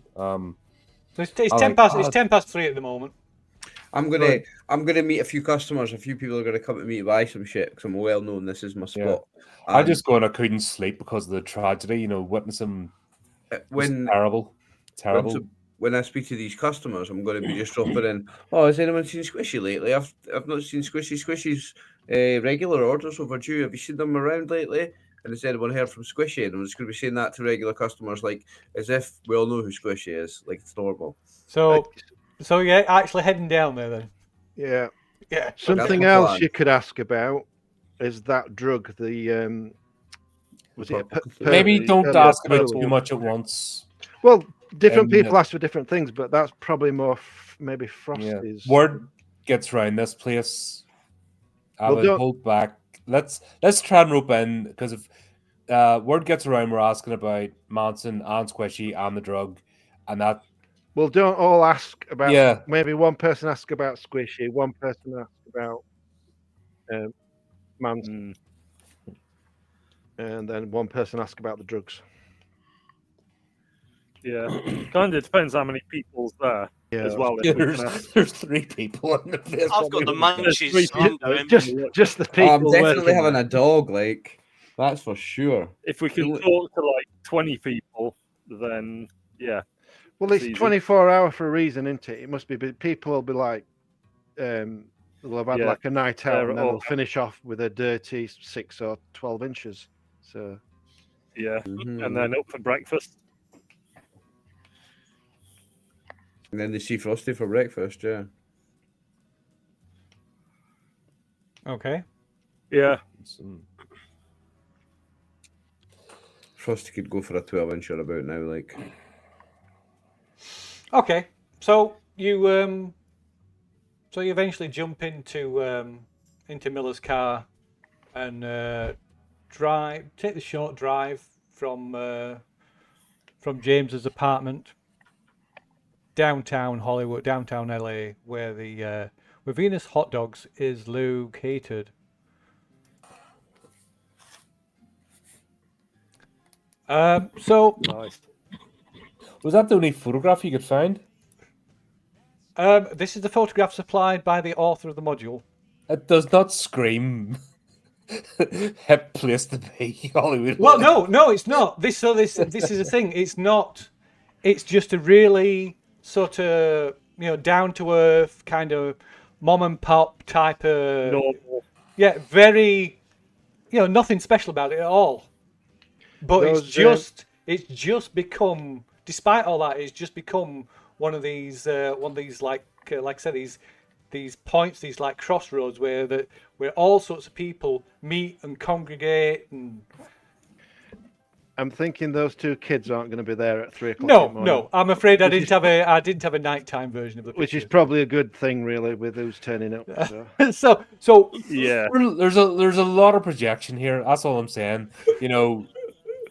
Usually the people that preach the most virtue have the biggest skeleton in the closet. I'm just putting that out there. I'm not on about you. Your guilty conscience. I'm on It's about man. Just Like- you know the ones that are obsessed about it. and Drug preaching, dealers. You know, Oh yeah, drug yeah. users. Okay, sweet. Okay, so as I say, this is one of Venus Hot Dogs is one of the most popular eateries on the Sunset Strip. Venus Hot Dogs is open 24 hours a day, 365 days a year, and is always lively with activity. Whether blue-collar workers grabbing a quick breakfast, high school kids wasting time after school, or celebrities soaking up the excess booze and looking beautiful in the light of the bright pink, heart-shaped neon sign that sits above the building. So Venus Hot Dogs is a small building, about 30 feet square. The roof is a sun-bleached pink. The front dominated by service windows. The hall surrounded by quite a grubby looking parking lot that is always at least half full. Many cars occupied by customers who eat, chat, and are otherwise engaged.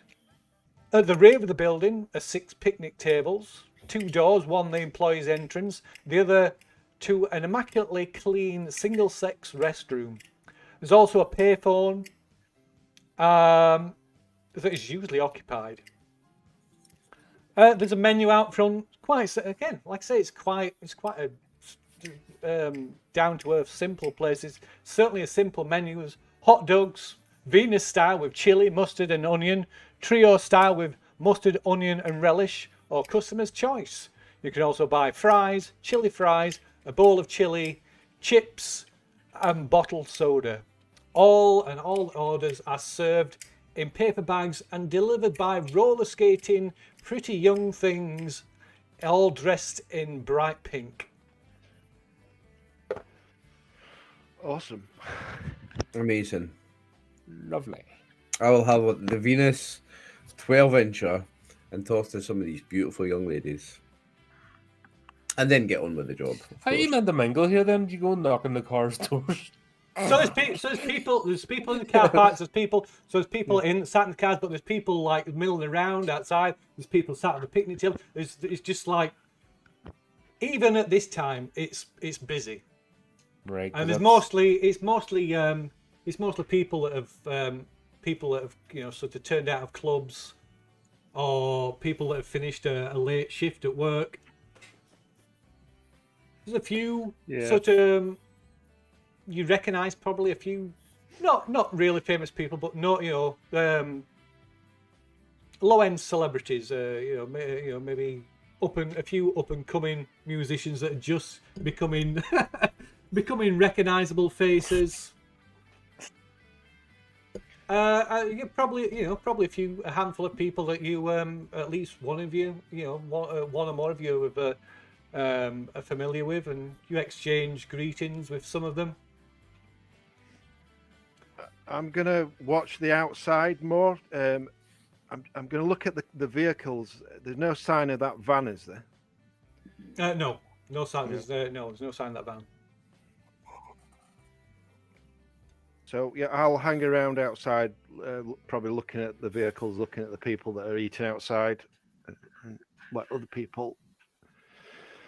Okay, like I said, there's a full, like a real mixture of people, like I said, white and blue collar workers, people who are clearly sort of here to try and soak up the alcohol of the night's heavy drinking, as well as some of the hippie set.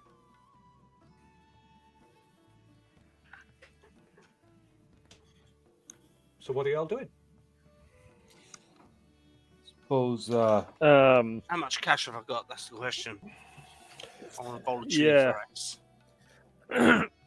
So you've all got 10. I believe Mr. Miller's doled out. Oh, we $10. got paid. Is that correct? Yeah, Am I it correct Well, in that I'm assumption? gonna Yeah, tuck I'll into, give them an advance. They can. Earn it. So I'm going to tuck into my first hot meal for a while. So we'll go around the table then. So what's Mr. Dean doing? A hot dog, Hot dog. big fat hot dog. Big And I'm fat- probably just going to spend 5 minutes shoveling that in my face because I've not had like a hot meal for a couple of days. Okay, right. It is hot and it is greasy. and it is delicious. Beautiful. Especially after the night that I had as well. Yeah, so that's a good point. So I think everybody, bar Mr. Miller and Mr. Scarville, you can all give us a constitution check, see how you're holding up for the evening. Mr. Frosty, you can have a bonus dice on this because you're a seasoned pro, so yeah. He gets advantage on everything. Oh, sweet. Oh, wow. Everybody's like, It's yeah. fine. Yeah. What happened? Nothing. Whoa, Okay. look at that. Whoa. Yeah, it's you probably nothing, Shane, nothing. Yeah, you probably consume more. I've more than that for breakfast on a Wednesday, yeah. Consume more or worse things on an evening. So yeah, you're all feeling it's like I said, you're probably feeling a little bit worse for wear, a little bit tired, but yeah, not too bad considering. So Mr. Dean is stuff. Is that everybody's first thing to like buy some food? Yeah. Got the munchies. I've been. And it'll help us mingle as well. Yeah, it kind of makes sense to order food and eat it. You know, if you just launch into asking questions, that looks suspicious. I think. Yeah, it's going to look a bit sus. And if you've got a hot dog in your hand and you've got a nice opening line of fucking hell, these are really good, aren't they? Yeah, Jack's going to devour 12 inches. It's not even going to touch the sides. Oh, okay. Right. So I will. So you can, apart from Mr. Miller who's observing from the car, you can all make a luck roll. In fact, no, not a luck roll. You can all make a social roll. So you're trying to ingratiate yourself. So I presume maybe a charm roll or a charm. I'll let you choose one, and then you can tell me how. Oh my god! Pooh. Oh, they're nice. And my charm's decent and all. Bloody Oh hell. my god! What is going on? You know what I forgot? I forgot to have a shower, didn't I? I'm going to push my roll because this is my thing. This is social. I'm going to. They've all went to the Christopher Miller School of. I've employed the wrong people. I'm going to resort to flirting, and I'm going to deep throat this hot dog in front of somebody. Okay, this is not going to go wrong, is it? Okay, have you got the skill deep throat? And it is. Oh my god! Okay, so yeah, you've tried. So you tried. I've got the other end. Oh dear. Oh, okay. So Frosty tries seductively to deep throat this hot dog in front of himself in the eye. In front of a couple of like attractive young ladies that are sat at one of the picnic tables, and suddenly starts to gag as part of it breaks off and lodges in your throat. Oh no! No. It's Chris Dean pushed a charm as well. I think we'll have to come back to Chris Dean. So does somebody want to assist? Well, I think I just tried to. Go on then, Mr. Samsonite. Give us a give us a first aid roll. Oh god, you're gonna die, man. Oh! Hey. Oh wow! Yeah, go me. So Mr. Samsonite comes up behind you and gives a quick, puts his fists underneath your chest bone, and this hot dog and lands in the food of this two pretty young things you were trying to use your charm on, and they go, "Oh my god!" Well, and they jump up from the picnic table and "Oh my god!" I'll thank Hank for saving. Do you know what? I'll use this opportunity to. Oh God, how terrible! Come here, ladies. Let me get. What are those people at? Come, let me get you some fresh plates, and I'll take them over to the order. Oh, aren't you James? Aren't you that DJ? Aren't you James Scarville? I will do a bit of, I'll do a bit of talking on the airwaves. Nothing to get excited about. Okay, no, I think so. They both link arms with you in the walk off. Oh, maybe you could buy as a treat. I'm sure you're Well, I think it's the least I can you're do, pretty having to flush. witness that absolutely diabolical display of Neanderthals. That's disgraceful. Okay, so they walk off round to the kiosk. So what's Mr. Christine doing? How is Mr. Christine pushing his charm roll? I think what has probably happened, given that I'm already a bit of a state, having forgotten to shower in the first place. I had a bit of a rough night last night. Had a lot of drugs, an awful lot of drink, and I've just tried to slam 12 inches of chili dog down my throat. I suspect it's all gone hideously wrong, and I've just tried to talk to somebody nicely. Just gone. Okay, right, yeah. So And then I'll just try and pass it off as if nothing's. There's a bit on you. Sorry. But anyway, give us a look roll. Give us a look roll. about this. Give us a look roll.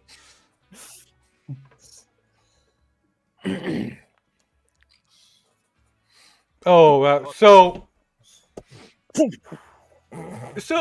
yeah, you like just like you feel the This is gag like reflex, and you suddenly empty like projectile vomit. Mouth goes dry. Yeah. Mouth goes wet.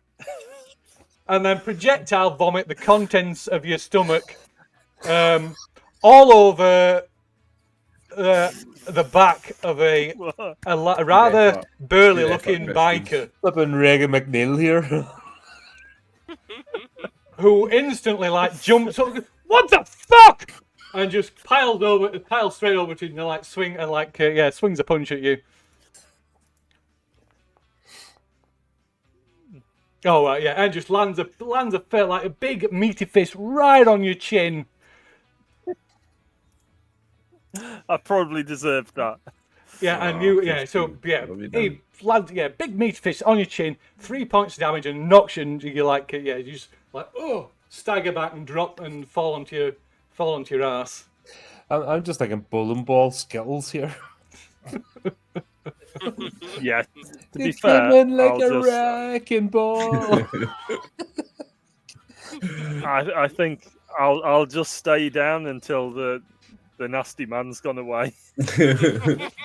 Blood play dead. Yeah. Possum. Maybe whimper a little bit. Possum mode on.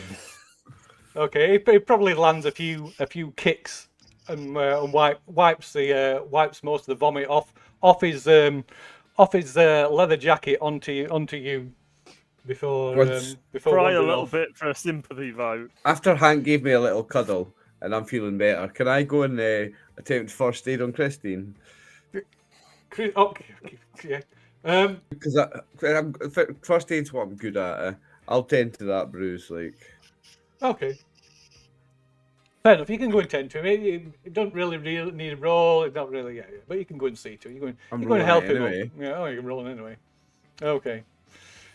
Right. So you maybe you help clean up, dab his bloodied nose, and help him up onto one of the benches. Mr.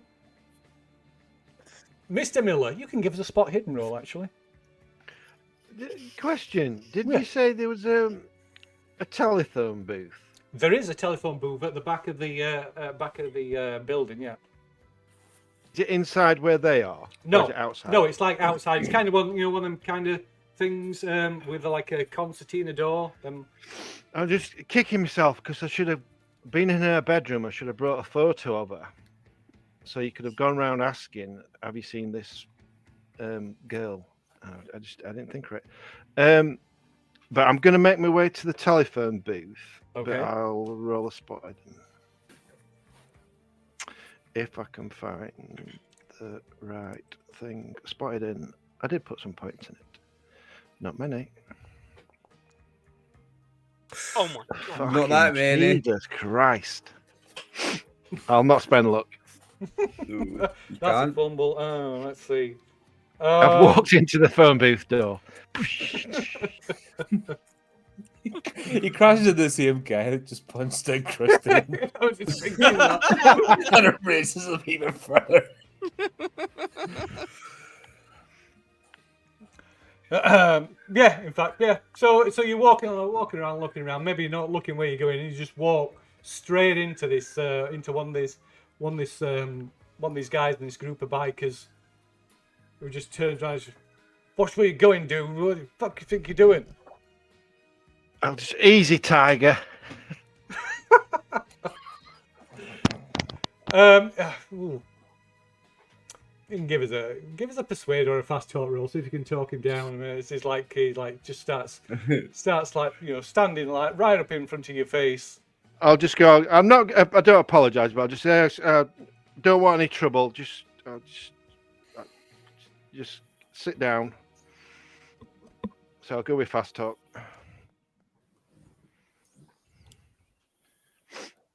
Right, so yeah, one of his mates is just like one of his friends kind of gets him and grabs his own shoes. Says, leave him, it's not worth it. Come on, and he sort of just like kind of puffs his chest out at you and then turns around, and goes and sits down. So you make your way round the back of Venus Hot Dogs to where there's the phone booth. So there's a woman. With sort of shoulder length jet black hair, just finishes talking on the phone, puts the phone down, and comes out the booth and goes and sits at one of the picnic tables. Is she on her own? Yeah. How old is she? She looks, I don't know, maybe late 20s. Late 20s. Right. So I'll look at her. I'll just walk on by, but I'll walk to the phone booth. Okay, she watches you walk over to the phone booth. She's like taking a drink from a glass of orange squash. I'll watch her watching me as I walk to the phone booth. Okay. Advertisements. Are there any ads in the phone booth? Yes, it is plastered with them. That's what I was thinking. It is plastered. I'm not looking for any porn ones or anything like that. You're thinking about like adult London. movies for That's what they all Christine to say. take part in. So yeah, go on. I'm looking for anything that might be what Manson might have put up, to like recruit. Yeah.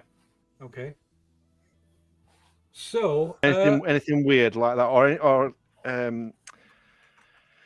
I don't know. Yeah, look for that. okay, so there's all sorts of things. Like I said, there's cars that are like taxi cars for taxi cabs firms, people offering services to realign your chakra, people offering massage services, ones that are clear, people's phone number just scrolled on in like a marker pen, offering all kinds of things. Claims to be a guru, doesn't he? Yeah. So anything to do with that? So you don't find anything like that. No, well, there's a lot kind of things like people offering yoga and massage, and like I say, realign your chakras and all, but nothing that strikes you as being could be of relevance. But you do see two things that catch your eye. So one of the things taped to one side of the inside the booth is a flyer warning about the dangers of a new type of acid on the streets called Cthulhu Purple. And this is their flyer. No shit. So somebody's warning people about it. Yeah. They're not wrong.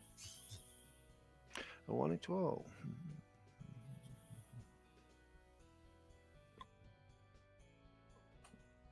There's a warning to all. This is a new acid making its way around the town being called Cthulhu Purple. Stay away from this batch. Lots of bad trips are being caused from this acid. If you're in need of help, seek Dr. Torrente at LA Hospital. Is that the same hospital as the other doctor from earlier, Olivia Torres? Yes. Is that, yeah.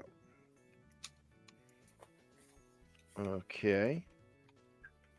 I have to say that was a really cool Cthulhu symbol.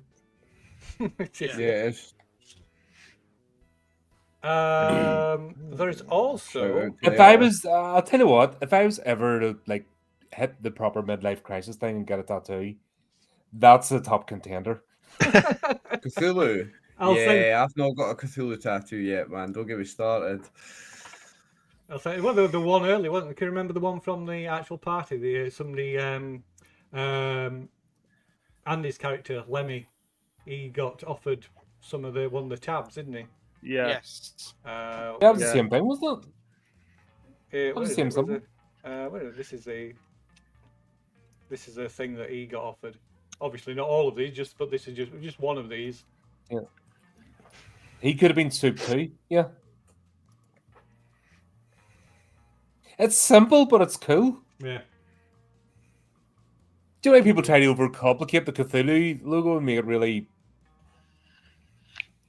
Yeah, it is a good one, that. So there is one other thing that catches your eye. This flyer for some kind of concert or something. Ooh. Which is this. A cosmic evening.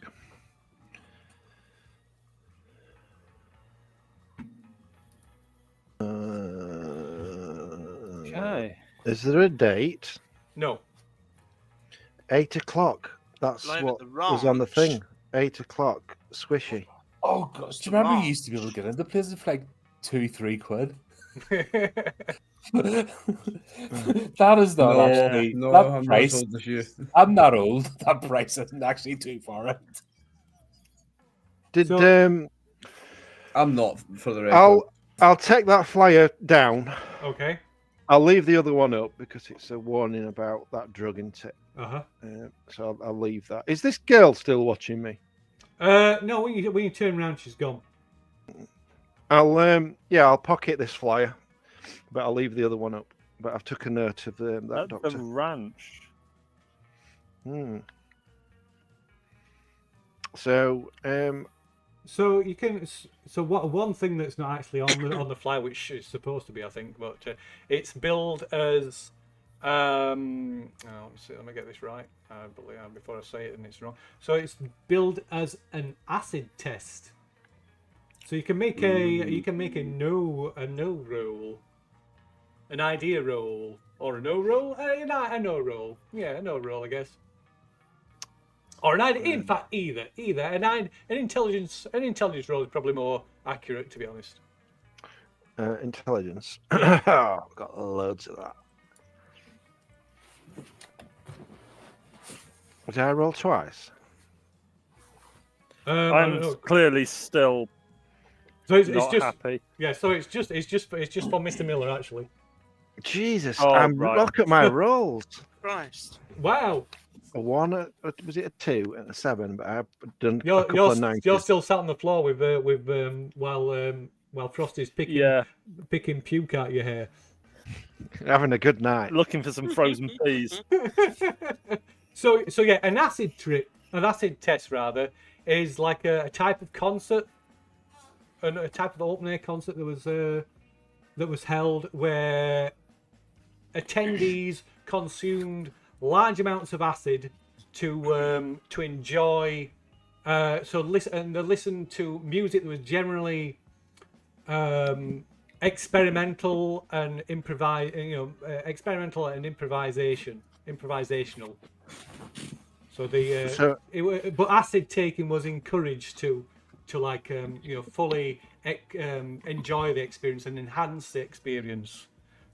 So those 3 bands, I've heard of the Doors of Perception. They played at the party, didn't they? The other 2, have I heard of them? Probably not. No. No.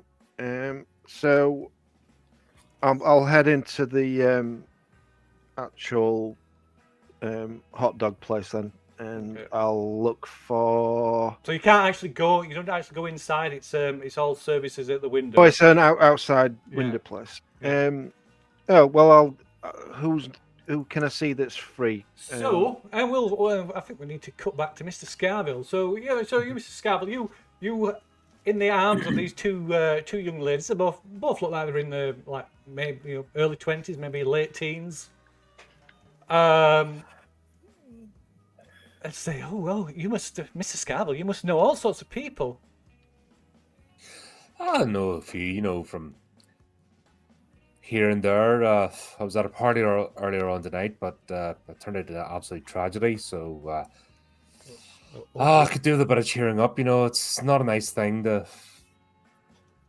when you see bad things to happen to nice people. But Well, perhaps, Mr. Scarville, we could find something to chill you out, man. Maybe we could go somewhere private. Don't see a problem with that at all. And they both kind of Been- look at each other and then look up at you from like looking up through the like. I can go along with that. Nothing when I mentioned being at the party tonight. Not a flicker. No.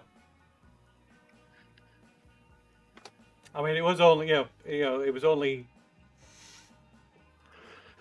4 hours ago. Mhm. So it's Yeah, but it's not been on the news or. It might. So you No. did hear it on the radio, like something briefly on a broadcast. But whether they've heard of it or they don't just pick up on what you've said, they don't react to it anyway. Yeah. Damn it.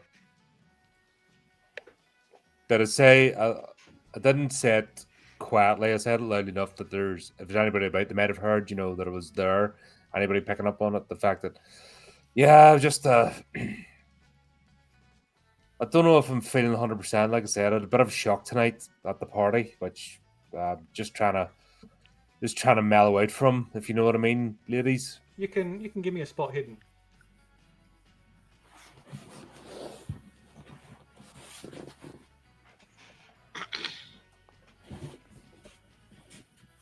Okay. So you notice, like I said, these two young women that are latched onto you. You notice they exchanging glances with each other, but you notice they also glance over at somebody else, and looking over, you see them. They're exchanging glances with this woman maybe in her late 20s. Got long shoulder length black hair. She's got a nursing a bottle of Orange Crush in one hand, and you kind of see there's a slight. They exchange a slight, sort of knowing glance between them. All right, friend of yours, ladies? Sorry? Is that a friend of yours, ladies?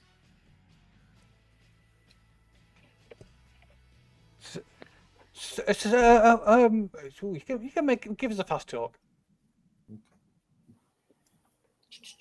Yeah, I have fast talk. You'll have something. Oh my god, that's that's not my bother rolling that.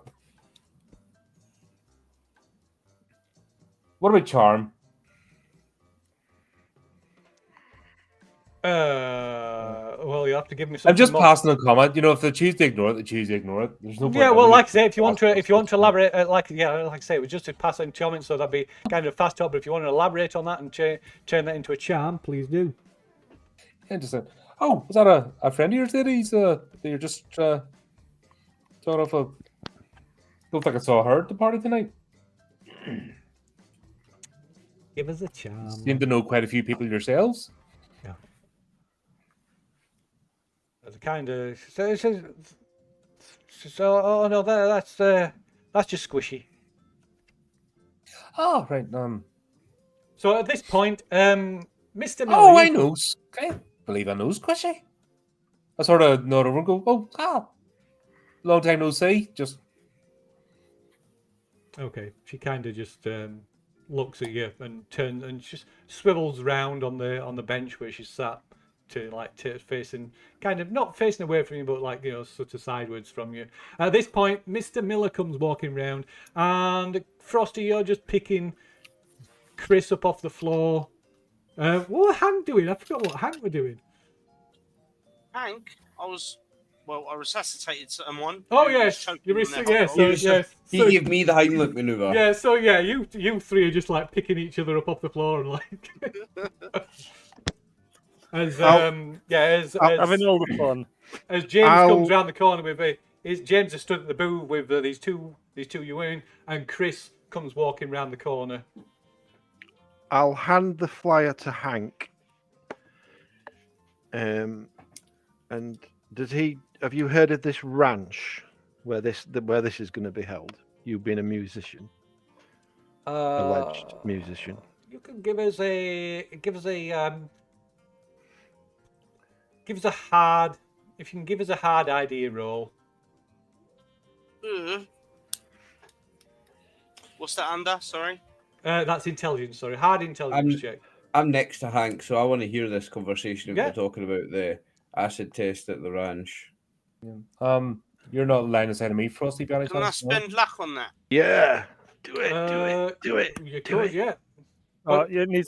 You need to spend 33. You want the Oh, hard God. difficulty. No, I'm not going to do it then. It's not that. But yeah, you can, Frosty. You can do one as well. Give us a hard intelligence check. Right. Has he heard of the bands? So you can give us a normal intelligence check for the bands. We heard the Doors last night. Yeah, you heard the Doors.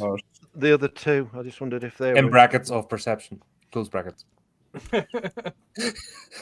Oh, Of course I know, Frosty sweetie. knows I know exactly where the ranch is. Okay, so yeah, bloody hell. So Hank, you know these. You've heard these two bands. They're kind of two small time club bands. They do a lot of support work. Yeah, they're nothing. Kind like of. One's like an experimental psychedelic band. The other's like an experimental jazz, improvisational jazz band.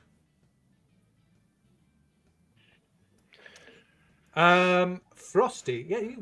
So you've heard of this? You've probably seen flyers for this event.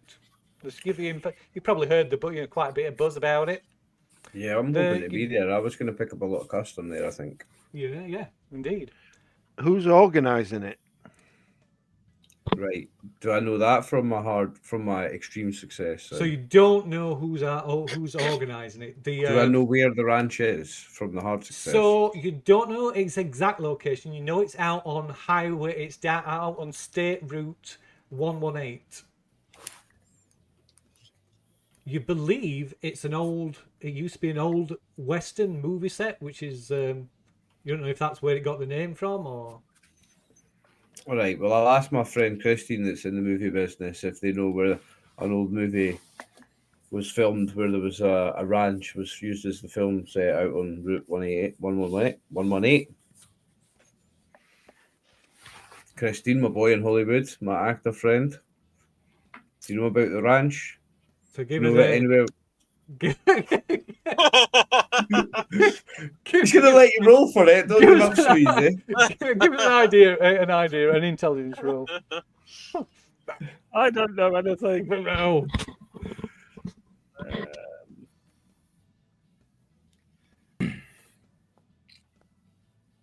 He's right. He doesn't. He got a clue. No, we don't know where, So I think where it is exactly. I did once try and get in with them, but I was too cool for them. Clearly. I think what did they say to me? Fuck off, Grandad. I think it was. So at this point, a van pulls up at the in the car park or right at the side of the road, just next to at the side of the sidewalk, just next to Venus Hot Dogs. It's a let me get me where are we? Pale blue. It is a powder blue, scratched and dinged and rusty van that Chris, you couldn't be 100% certain, but it looks strikingly familiar to the van that you saw earlier that night. Who's driving? So you see this big, burly-looking guy. Let's see if I've got a picture. I think I've got a picture of him. Images. No, that's locations, NPCs. I'm sure I've got one of him. Ah, there he is. This guy. So you see him. The light when he hangs out of the. No, where's my thing gone? Hangs out of the window of the driver's side of this van, and he kind of casts his eye around, around looking across everybody who's sort of ranged around in front of Venus Hot Dogs.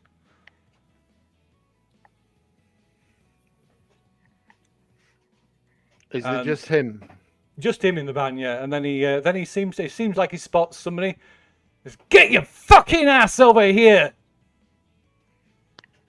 And one of the girls jumps up, like with a start, and she kind of looks like really like her face is flushed, and she glances over at the woman that you saw out back in the telephone booth, the woman with like long black hair, and she kind of like just like raises eyebrows and nods.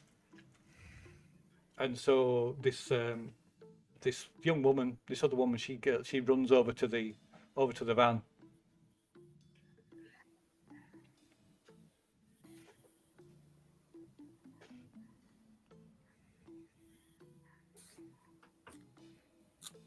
How far away are we talking? Oh, not far, only about 20 feet away from you. So is this the woman that was watching me in the phone box? The one that's still sat down the bench. She kind of nodded. Oh, right. At the. It's not her that's run across. No. Okay. But you're all there, so you can all make idea rolls. Idea. Is it everybody? Yeah. Yeah, everybody can do it. Yeah. Right, okay. It's idea intelligence. It is. Yeah. Remember. Sorry, intelligence. Yeah. Hard success. Okay. Oh, I was scrolling down. Okay, so I think everybody apart from Chris Dean. There's another 90. Oh dear. He's just there to eat hot dogs. He's recovering. Yeah. He's concussed.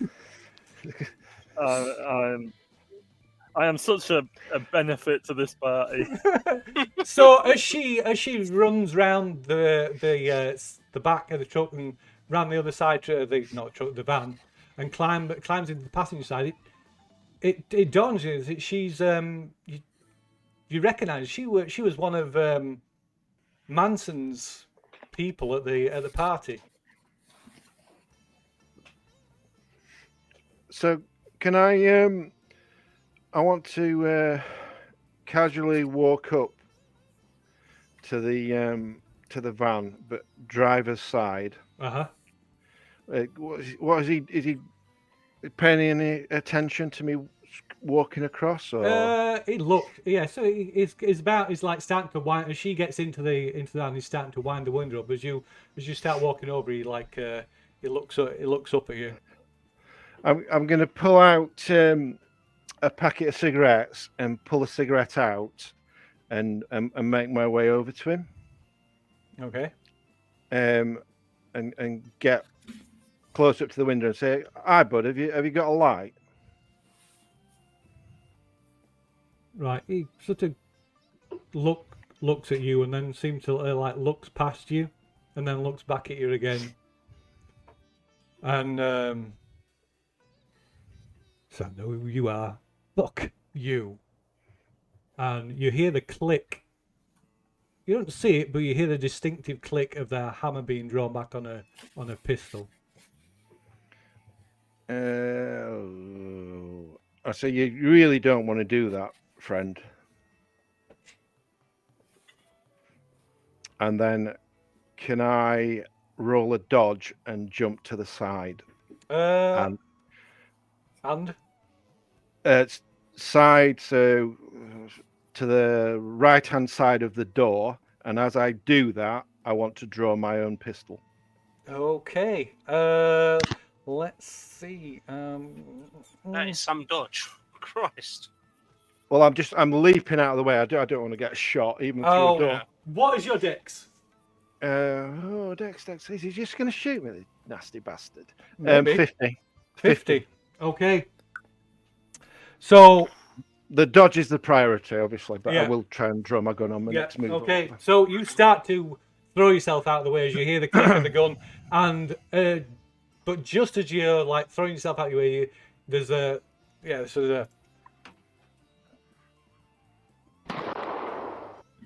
gunshot, and people scream and throw themselves to the floor. Some people run off, and let's see, what has he done?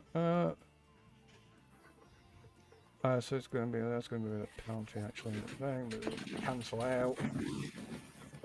I want armor of the door. Yeah, there's armor of the door. Yeah. So a bullet just punches its way through the driver's door. You can see the like tear as it comes out. But yeah, you easily dive out of the way as the shot is firing blind, kind of thing. So yeah, you easily dodge out of the way, avoiding the shot. And he starts as you hit the floor. You can go for your gun. It's now got a distinctive vehicle. It's got a big hole in the side of the door. Yeah, I think everybody heard that. Yes. Everybody heard it. Yeah, everybody. They're like, I grabbed the two ladies. Like, God, this is a Half wee of LA bit too heard much that, excitement I tonight for me. I think we should get out of here. But I just see Frosty. Maybe we'll get some party supplies before heading back to mine. I really need to go, but let's get some drugs first. Yeah. Did Am I getting any objections No. from my guests? was it a pistol or a shotgun? Did you say? no, pistol. Pistol, hammer. So what am I doing? Am I just am I rolling a? What I'm doing? Just drawing my gun. I'm going to return fire into the door. Okay. Driver's side. Okay, go ahead. Yeah, Jimmy, I caught what you said though. Yeah, I can sort you out before we get out of here. Don't worry. No, you're not getting the whole point of why I'm trying to make it look as if I'm casually going over for a drug deal, considering right. Are we doing point blank range? Is Point blank range, but I'm going to say, cancel it out because you're kind of throwing yourself on the floor and blah. So yeah, just a normal shot. So yeah, you fire up a shot and yours goes wild as well. And he like. Or does he do the point blank thing where he's just like in the air, boom, boom, boom, boom, boom, out of range? It's Naked Gun style. Hiding behind a dustbin.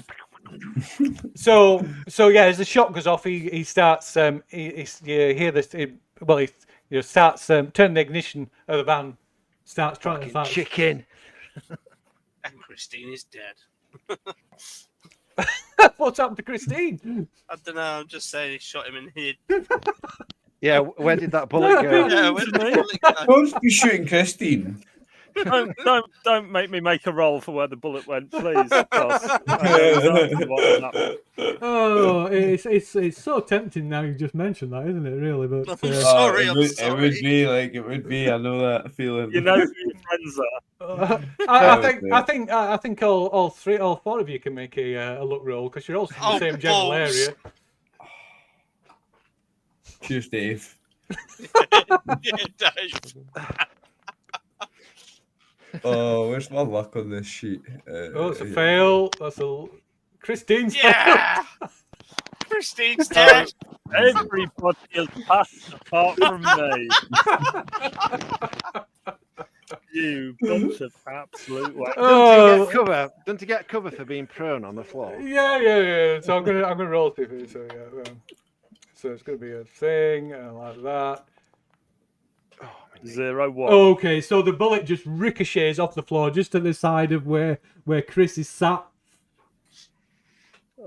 So I probably shit myself as well as. You couldn't smell any worse than you already do. It's fine. He's trying. My night off. He's trying, though. Yeah. So yeah, this guy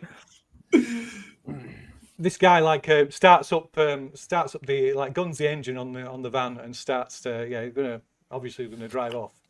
I'm gonna shoot a tire. Okay. No, it didn't matter which tire, front or back. Somebody tell me I know nothing about cars. Depends if it's front or rear-wheel drive, I would imagine. I don't know much about cars, but it's not going to make it's going. It's. I would say it doesn't make a difference if you take a tire out. It's going to make the car spin either way. So if he's going to set off, I'm backing off. I'm basically going to touch the back wheel with my gun and just pop a bullet into it. Okay. So can I have advantage for that with being point blank? Go on then. I can't really miss. Well. Oh, I can. Even with advantage, you can miss. Rubber and a bullet can react badly, though. I hit the fuel tank, it blows up, kills the girl in the back. Yeah! And then catches me in the crossfire. Oh my god. No, that's a miss. That's a miss. So you can't push it, you can spend Can't really miss that. Can't miss, eh? So it says. I could spend luck and hit. That's a lot of luck. Okay, What so do you need luck for anyway? So your car's just parked just over, just next. Yeah, but if you slow it down, he's not going to get anywhere, is he? No. But you miss. So yeah, you like shoot. I'll fire not a shot. spend luck. You fire a shot and it goes. Yeah, it moves off before you can like get proper aim on it, and the shot just misses. He'll think twice about shooting somebody.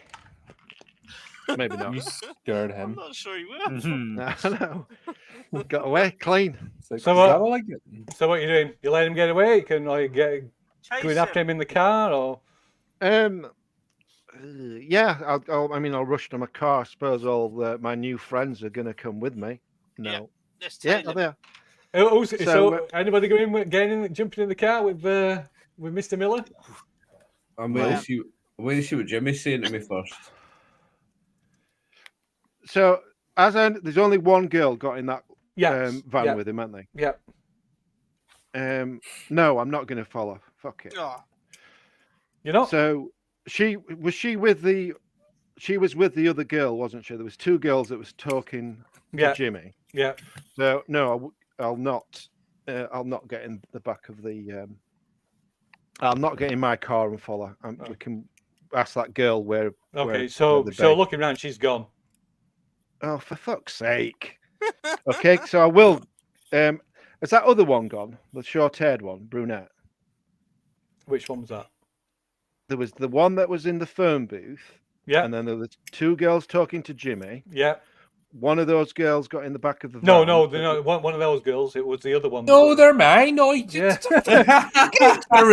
Yeah, they're still. They're in the back of my van. I thought there was two girls that Jimmy was talking to, and then there was another woman or girl that was telling them or prodding them, getting them to do something. And I thought one of the two got into the back. No, of the so van. there's the two girls that's with Jimmy. That's with Jimmy. There was the one with the long black hair that kind of exchanged glances with the two that have that Jimmy's with. So has she gone as well? What, the one with the long black hair? Yeah. Yeah, she's gone. The one so that but the other one that the one with that you're on about the shorter hair, she's the one that got in the van. Oh right, from the phone booth, not the two that were sat down. Right, I totally misunderstood. So there's two girls with Jimmy. The woman with the long black hair from the phone booth. She was sat at one table. The van pulled up. He shouted out for somebody. Shouted at one of the other girls that you recognised. That you've not really seen, but you recognised from somebody that was at the party. she got into the van after exchanging glances with the one with the long black hair. So So, but anyway, basically, none of them are about now. They've all. So everyone's the two with Jimmy are still. Well, they're they're like just throwing themselves on the floor. But the one with the long black hair, she's gone. Right, I'll let him. I'll just let him go, and I don't know what's everybody doing because police will be coming, won't they now?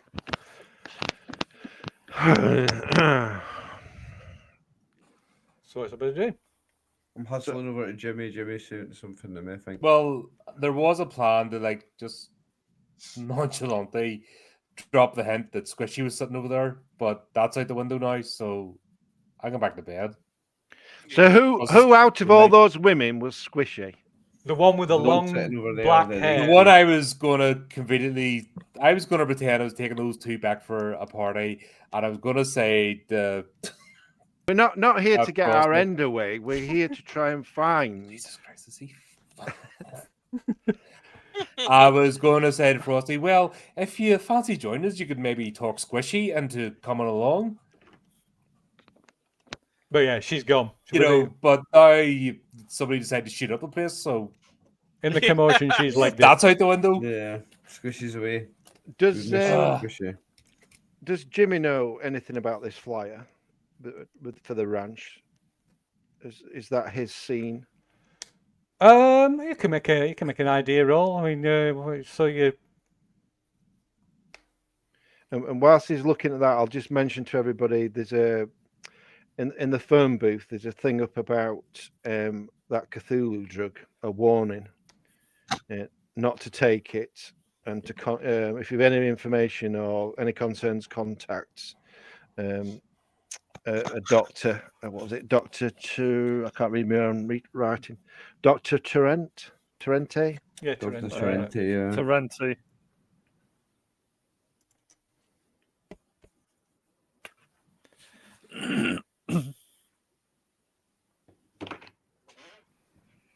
So does Jimmy know?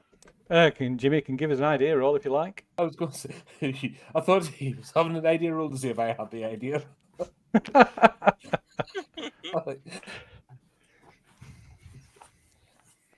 Maybe do a wee bit of extracurricular DJing. Oh, just. Okay, so yeah, you probably get invited to spin the discs at some of these Oh parties. no, you've not been. Yeah, you don't get invited to these ones. These are they don't.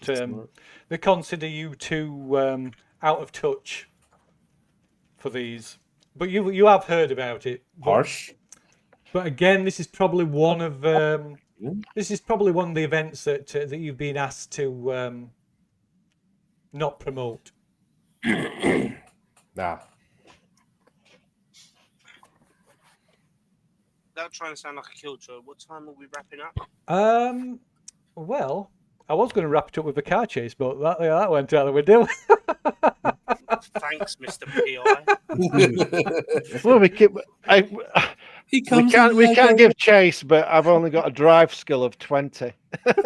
So I don't. You've got a shooting skill of probably less than that. I've got my shooting skill's only 40. I'm the worst PI ever. I'm sure my skill points have changed. I was thinking like your spot hidden roll's really bad as well. Yeah, I've got education 71, but I don't seem to have got any skill points. Inspector Gadget. And I mean, I've got a high intelligence as well. Intelligence 70, education 71. But have you got a little girl and a dog who solves all your crimes for you? I don't know where it's gone. I've got nothing above 60. This is why I'm so angry. He's got 99 in sewing and a 99 in embroidery. I'm the shittest ex-police PI officer ever, and that is why I'm so angry. He was seconded to the London Met for 2 years. He's got 99 astronomy and 99 astrology. Right. Well. How about the ratchet? Fuck it, I'm going to take some drugs. Hey! His shooting skill improves remarkably. He's Along got a with high his- cost. So, No, he's got a along- high along- constitution, so don't Along work. with his personality. so was our blue van just driven off into the sunset? Is that what you're saying? Yeah, yes, the blue van been has shot has away driven into the away. I sunset, mean, After shooting into the middle of this place, so everyone's just scattering and nobody wants to talk about anything. yeah. Everyone's So there's like everybody, sort of, pretty much everybody here has just scattered, running for cover. Some people have like ducked behind, ducked behind the building. The staff in the booth are like dropped, ducked down. Maybe one of them's pulled the shutter down. But yeah, most people are just scattered. Oh, I need a fucking drink. I'm gonna go and order a milkshake. hardcore. With sprinkles. The shutters are down. Pull the shutters down. It's 24 hour. Not with his gunshots going up, mate. This is 1960s LA, not 2020s LA. People are getting shot at in the streets. I'll demand they open at gunpoint. The Wild West. We've seen your shooting, mate. Fuck right off.